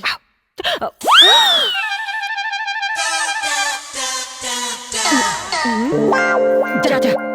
लेकिन अम्मा जी हमरा लाज लागता। हो गई गुड़ गोबर। अरे समझा करा के। अरे आज लजाइबू तो पूरा जिंदगी लजाते रह जाइबू। गिरा दे तू इलाज शर्म की दीवार और जा अपना सैया जी पे चलावा अपना हुस्न के वार। जा। ए नंबर 2, निरहुआ मेरा पति है, मेरा। तेरा कुछ नहीं होने वाला, समझी? अरे तू शांत रहा, शांत रहा। जा जा। अरे जा ना। ए बुढ़िया, कुछ नहीं होने वाला। कुछ नहीं होने वाला, कुछ नहीं, सब कुछ है।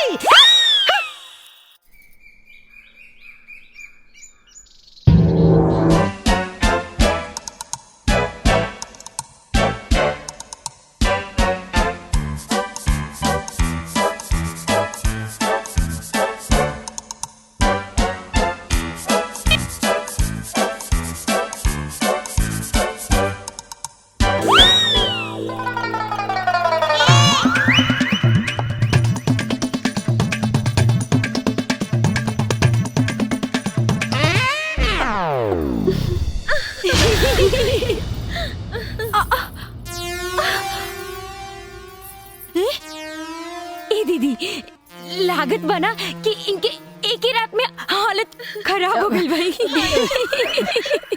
लागत है कि देवर जी 30 साल के कसर एक के दिन में निकाल ले बानी। दुल्हन करिया दुखाते का? हाँ अम्मा जी, कमर तो बहुत दुखाता। अच्छा, कैसे कैसे भइल?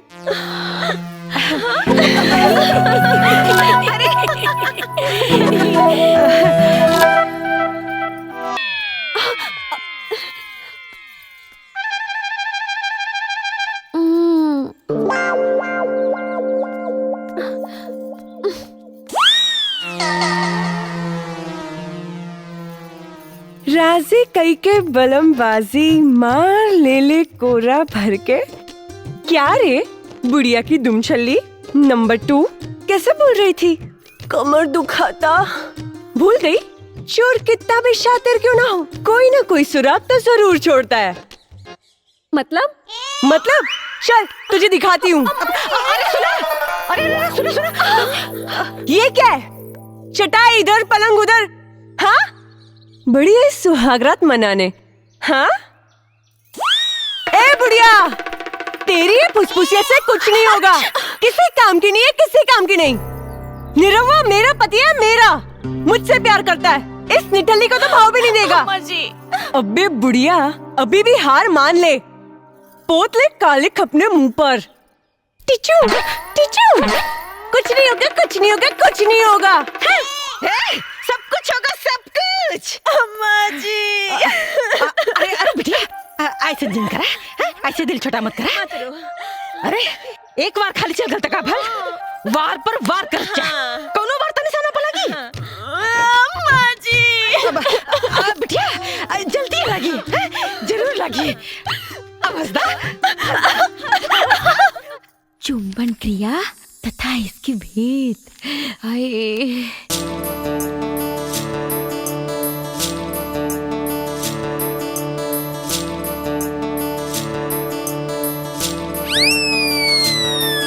अरे दीदी हुआ अच्छा ता आजकल काम सूत्र के किताब पढ़ल जाता हम हो कहीं कि आजकल सजिए का दरवाजा बंद हो जाता दीदी की तबीयत दे दी ना अरे अरे आप तो ये हम हूँ पूरा किताब पढ़िए के देम दीदी अरे दीदी अरे ना ना हम ना देम दे देना अरे दीना अरे ना ए दुल्हन कहाँ भागत जाता रू तनी एक कप चाय बनावत है जी बाबूजी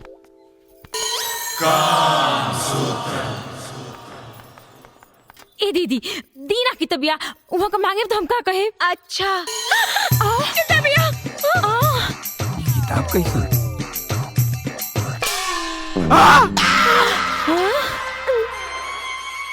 बाबूजी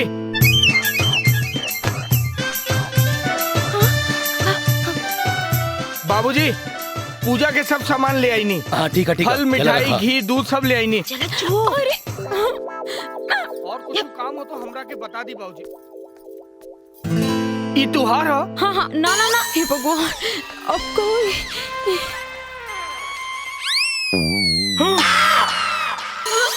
सुकुमार माई ए सुकुमार अरे सुन रे हाँ माई कल पुनवासी ह कथा कहे के पंडित जी से कहले रहले हा हम भुला गए नहीं माई अरे तो जो कह दे कल पुनवासी है कथा कहे के बुझाइल और लौटत बखत ठाकुर के कह दी है कि सबके बल लौटा दे दी है ठीक बा माई अरे एने ना ओने जो हाँ माई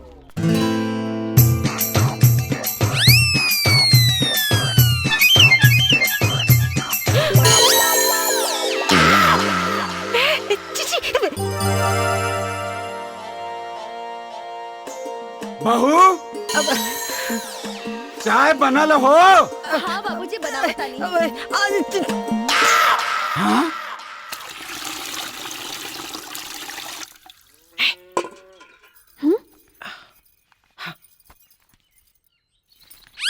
छी छी छी अम्मा जी रवा का दिखाओ तानी रवा लाज नहीं के लागत और ये बच्चा खरी तो औरों के दिखे खातिर थोड़े न देनी है ना आप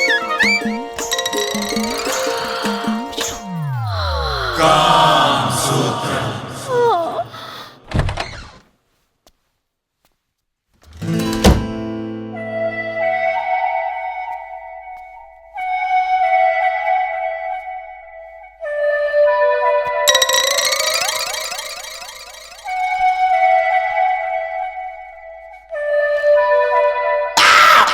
काम सूत्र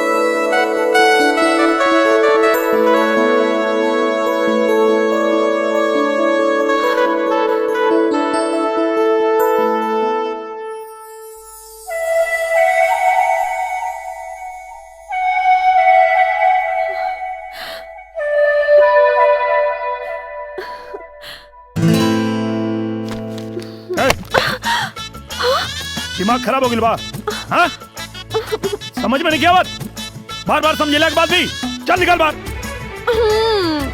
चल निकल चल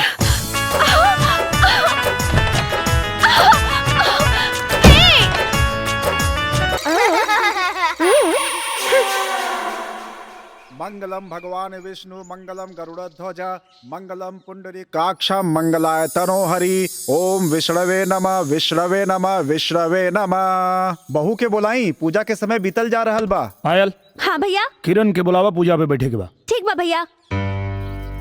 मुझे तैयार होने में आधा घंटा टाइम लगेगा, इंतजार करो। पंडित जी आ गई ना, लोग आ गई ना, मुहूर्त निकल जाता।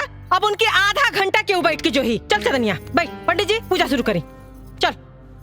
ओम भूर्भुवः स्वः तत्सवितुर्वरेण्यम्। ये बुढ़िया 2 साल से सत्यनारायण भगवान के पूजा ना करौलस। आज न जाने ऐसा का हो गइल कि उ सत्यनारायण भगवान के पूजा करा रहल बाड़ी। कहीं ऐसा त ना कि दूरो सोतीन में सुला करा दलस। अगर कहीं ऐसा हो गइल होई त हमने के कईल कराइल पर पानी फिर जाई। एक लफड़ मारब लफड़ा जी में। कितना देर खानी की रिस्क मत ले, रिस्क मत ले। निरहुआ के नपुंसक बना दे, लेकिन ना अगर ऐसा हो गइल ना चुनिया तो याद रख तोरा से भीख मंगवाई और हम बैठ के खाई पकड़ पकड़ करे ले। बोलो सत्यनारायण भगवान की जय। सभी माता पिता की जय। जय जजमान, अपन बड़न के आशीर्वाद ले ली।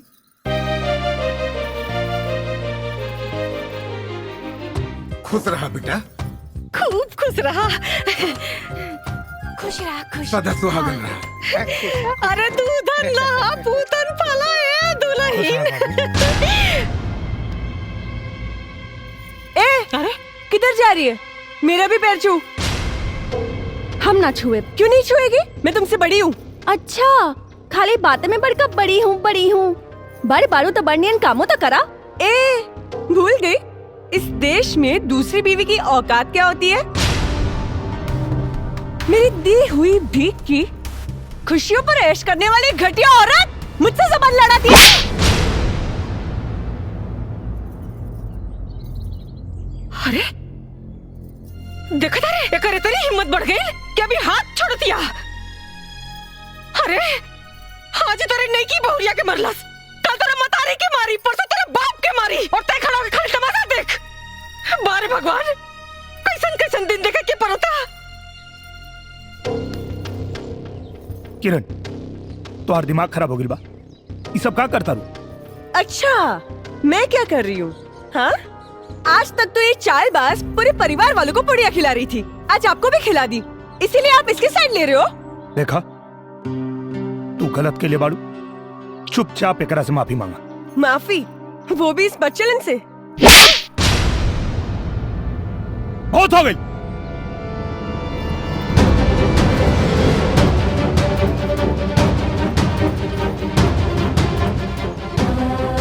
चल दुल्हन, जाए लोग, आप लोग अपने अपने घर जाए।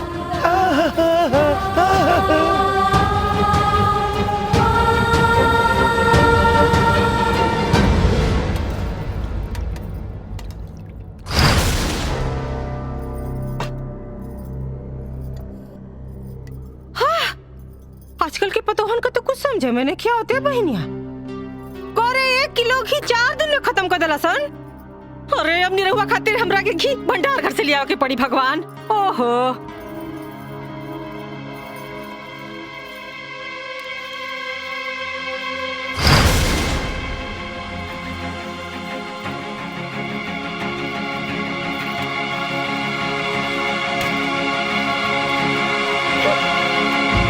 दुल्हन दुल्हन ला, बचवा हमार सवेरे से कुछ नहीं खेले हुआ है ना।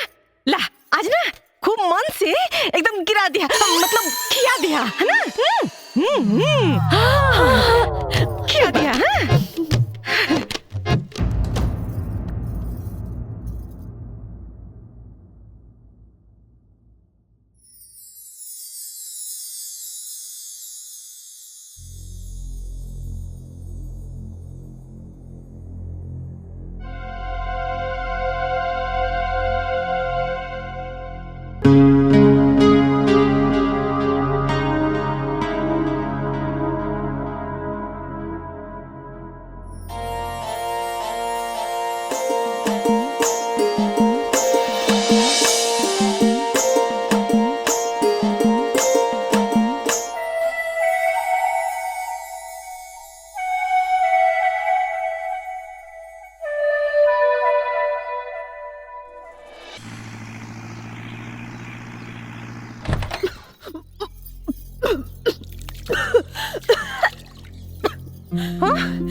अरे दुल्हन कहाँ गई? तबीयत नहीं ठीक का?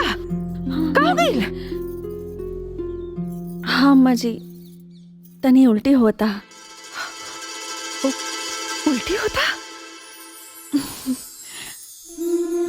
उल्टी होता?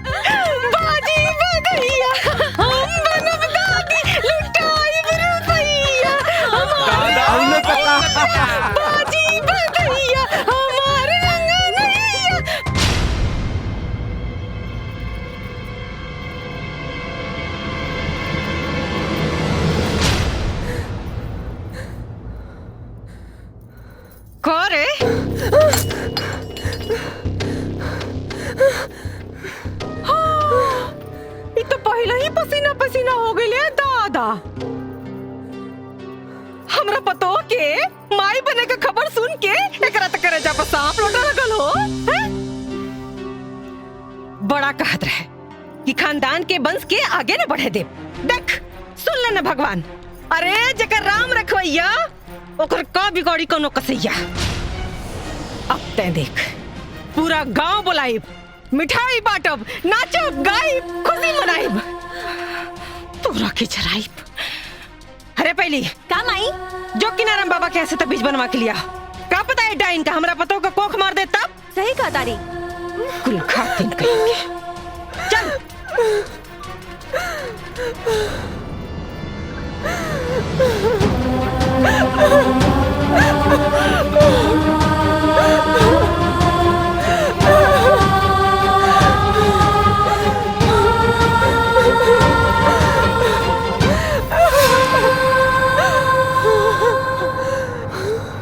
ये तेरा कैसा न्याय है भगवान, ये तेरा कैसा न्याय है जिसने इस घर को वंश देने के लिए इतनी बड़ी तपस्या की। आज तूने उस तपस्या का ये फल दिया, उस पे लांछन लगवाया कि वो इस घर के वंश को नाश कर सकती है। क्या कसूर है मेरा? यही ना कि मुझे कैंसर है और मैं मरने वाली हूँ। यही ना कि मैं इस भयानक बीमारी के बारे में किसी को नहीं बताया। मेरे देवता समान पति का दिल तोड़ा है मैंने। मैं ऐसा नहीं करती तो क्या करती? अगर मेरे पति को सच्चाई पता चल जाती तो जीते जी मर जाते, लेकिन दूसरी शादी कभी नहीं करते और इस घर को कभी भी वंश नहीं मिलता। इस छोटी सी जिंदगी में तूने बहुत बड़ी परीक्षा ले ली भगवान, अब और परीक्षा मत ले। मैं एक इंसान हूँ, तेरी तरह भगवान नहीं हूँ। मैं तुझसे अपनी उम्र बढ़ाने की मांग नहीं कर रही हूँ, वैसे बस थोड़ी सी जिंदगी की भीख दे दे भगवान, ताकि मैं इस घर के वंश को देख सकूं, गले लगा सकूं और मेरी तपस्या सफल हो जाए। हे भगवान।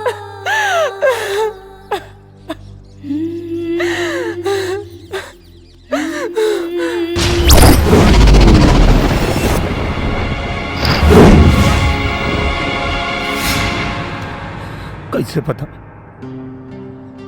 कि तोरा के कैंसर हो? कैंसर मुझे नहीं तो। छुपावे की कोशिश मत करा, सच सच बताओ, तोरा के हमार क्रिया?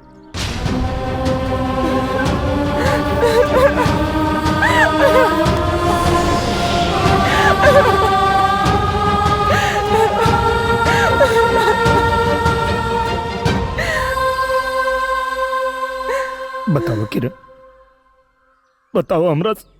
अपनी सुहाग रात के दिन जब मैं सजते हुए अपने अरमानों को सजा रही थी, तब मेरी सहेली सोनिया का फोन आया। हाय सोनिया। बेटा मैं डॉक्टर मकवाना बोल रहा हूँ। ओह अंकल आप। बेटी मैं तुम्हारे पापा को फोन लगा रहा था पर नॉट रीचेबल आ रहा था। मैं तुम्हें बताना तो नहीं चाह रहा पर मैं मजबूर हूँ बेटा। अंकल अब पहेलियां क्यों बुझा रहे हैं? साफ साफ कहिए ना। बेटी तुम्हें यूटेराइन कैंसर है, वो भी आखिरी स्टेज पर। हम चाह के भी तुम्हें नहीं बचा सकते बेटी। अंकल क्या मेरी इतनी जिंदगी बची है कि मैं माँ बन सकूं? इस जन्म में तो तुम माँ नहीं बन सकती। हेलो किरण बेटी। अंकल मेरा एक काम मानोगे? हाँ बेटी बोलो।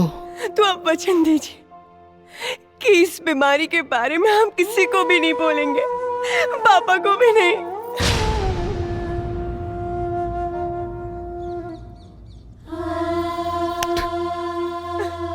बहुत अभागा बानी हम, बहुत अभागा बानी। भगवान हमरा प्यार के बारे में रखी भगवान। इनकर सारा दुख हमके दे दी भगवान, इनकर सारा दर्द हमके दे दी भगवान, इनकर मौत भी। ऐसा मत कहिए, मत कहिए ऐसा। भगवान ने मुझे इस जन्म में सौभाग्य नहीं दिया पत्नी धर्म निभाने का, लेकिन मैं भगवान से विनती करती हूँ अगले जन्म में सौभाग्य जरूर दे दे, तन मन और लगन से आपकी सेवा कर सकूं।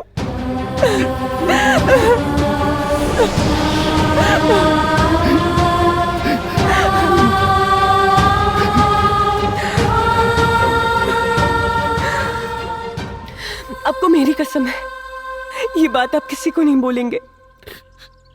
अगर चांदनी को पता चला तो उसे बहुत दुख होगा। वो माँ बनने वाली है ना।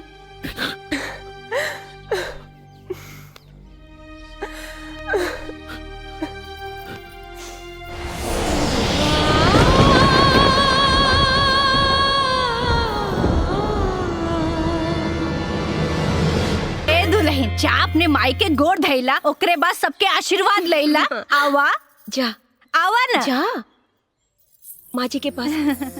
सबके आशीर्वाद लेने की चाहिए।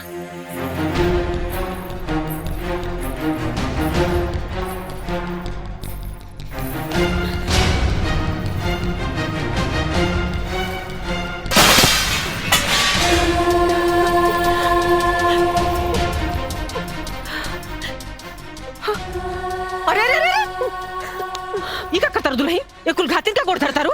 उसे का भाई अम्मा जी, ये अपन सुहाग बटले बाड़ी, तबे तो हम सुहागिन बानी। कहा बोलत? जा, कोना पकड़ के रो।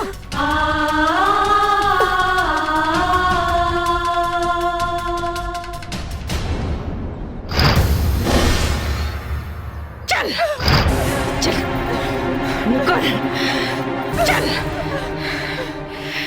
आज तो सारा घमंड चूर चूर हो गई। अरे तोरा लाख सरपले के बाद भी भगवान हमार मुंह उजियार के देना। हार हलवाई खानदान का वारिस तोरा अरमान पर पानी फेरे खातिर। खाली अरमाने पे पानी फेरे ना माँ जी, एकरा छाती पे किल्ला गाड़े खातिर। ए माई, मुंह तो देख, बुझाता कि विपत पड़ल बा। विपत तो पड़बे न करी बिटिया। अरे एकर हार जवन हो गई और हमार जीत जवन हो गई। अरे माई बहन लोग, हमार मुंह का देखता नहीं है। अरे वह जीवनी है जो दिन रात हमरा पतों के ताना मारत रहे। थूका लोग, थूका एकरे मुंह पे। भाई क्या करता तू? अरे वाह, आज माई के बात पर तो तोहरा मुंह से बोली निकल गई। अजय ई माई की इज्जत उतारत रहे, तहिया मुंह में दही चावल रहे। देखा तू लोग ठीक नहीं करत लोग। अरे तू लोग का पता नहीं कि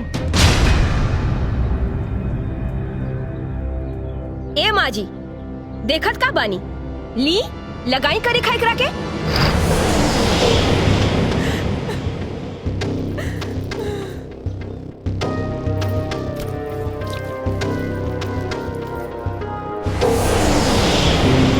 ले जाई लगाई, लगा दी।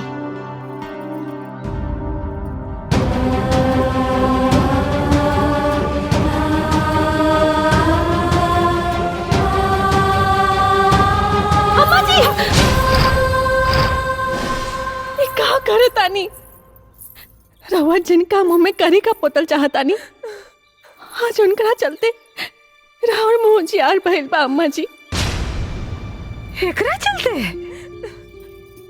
ए कुल घातिन के चलते हमार मुंह जियार भइल बा। अरे पगलागल बड़ू का हो? ये गलत नहीं की अम्मा जी, ये तो बस गलत होके के नाटक कैली ताकि राहुल बेटा दूसर ब्याह कर सके, हमरा से प्यार कर सके और एक खानदान के वंश मिले। हम तो इनके बहकावा में आवा वाला नहीं की। औस तेकरा के हम कर खा पोत के रहब, जैसे ही शर्म से पानी पानी होके मर जाए। अम्मा जी जे खुदे मरे वाला बाड़ी ओकरा कम से कम मरे के बदुआ तो मत दी। अरे अभी सब झूठ सच बोल के कौन नाटक फंतर हो? हम झूठ नहीं की बोलत अम्मा जी, दीदी के कैंसर बा।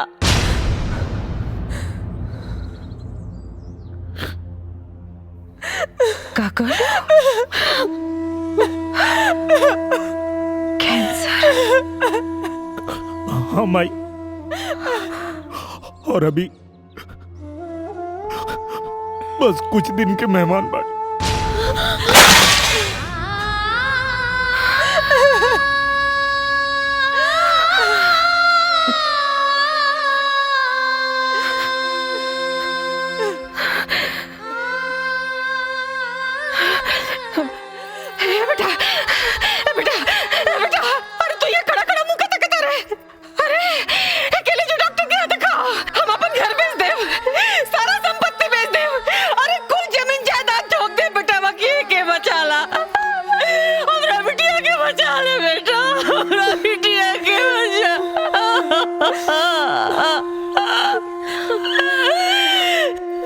कुछ नहीं क्यों हो सकत माई, कुछ नहीं क्यों हो सकत। हम डॉक्टर से बात कर ले बानी, अब इनके बचावल मुश्किल बा भाई।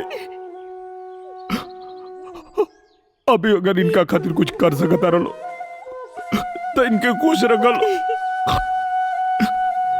खुश रखा लोग इनके। पापा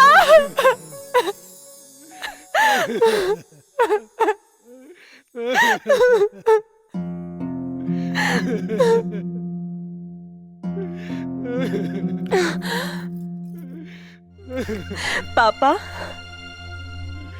आप ऐसे रो रहे हो जैसे मैं कल ही मरने वाली हूँ। जस्ट चिल, शट अप, मैं तो सालों साल जीऊंगी। मेरी अच्छी बेटी। गंदे पापा, मेरी प्यारी बेटी। झूठे पापा, मेरी सुंदर बेटी। टकले पापा, पापा बेटी।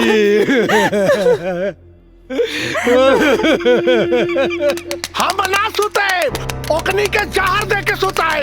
गिरधारी यादव के घर के अगर मरघट ना बनवनी ना तो हमारा नाम टेंगड़ा यादव ना, टेंगड़ा यादव। अरे चुप करा। अरे तोहार विनाश काले विपरीत बुद्धि को चुप। अरे अभय नु घर में ना दवाखाना में बिया, हर केहू ओकरा आगे पीछे घूम रहल बा।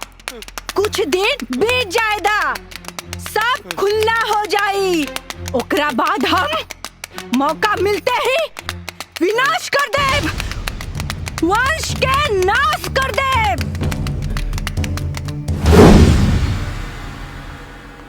मैडम, मैडम, मैडम आपके पति ब्लड लेने के लिए बाहर गया है। ये दवाई आप मेडिकल स्टोर से ले आइए।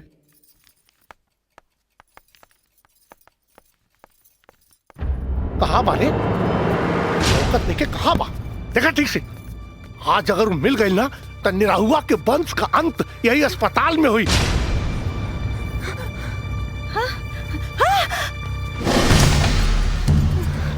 अरे कहाँ गए रे? खोजा ठीक से। कहाँ गए लू? थाना लौकत नहीं है। आओ निकल।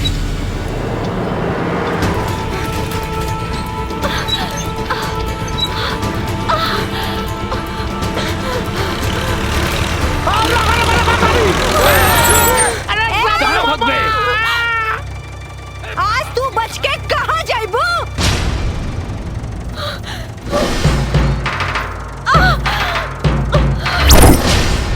टटुआ उड़ा दे रे।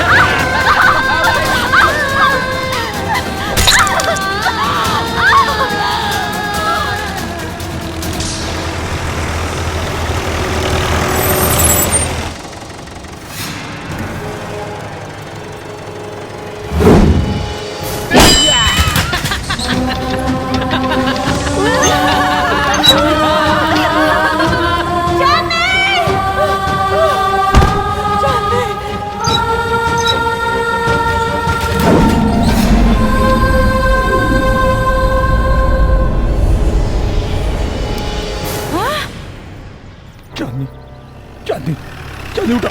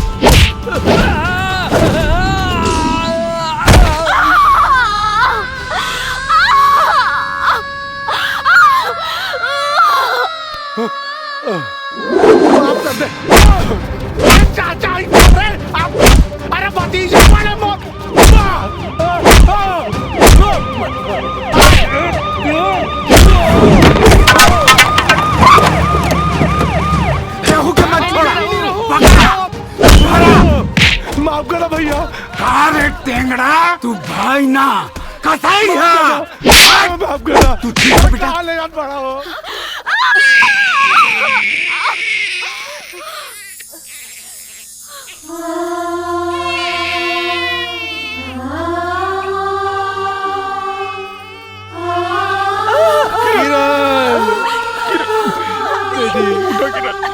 किरण बेटी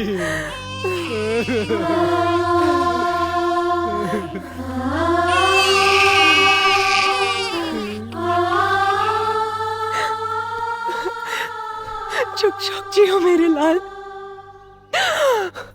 आज मेरी तपस्या सफल हो गई।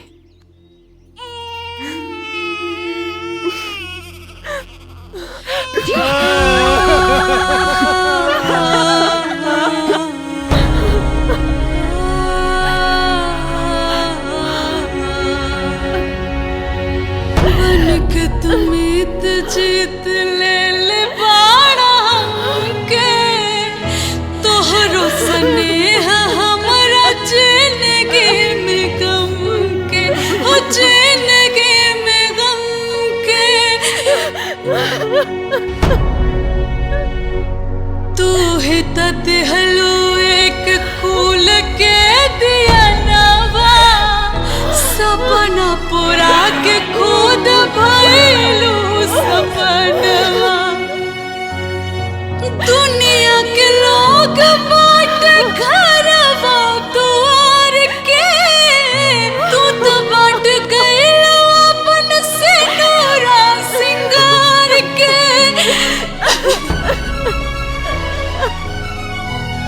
अपने कुहू करू, अपने कुहू करू, हमरो के कुहू कवनु, बतावा जान कौना।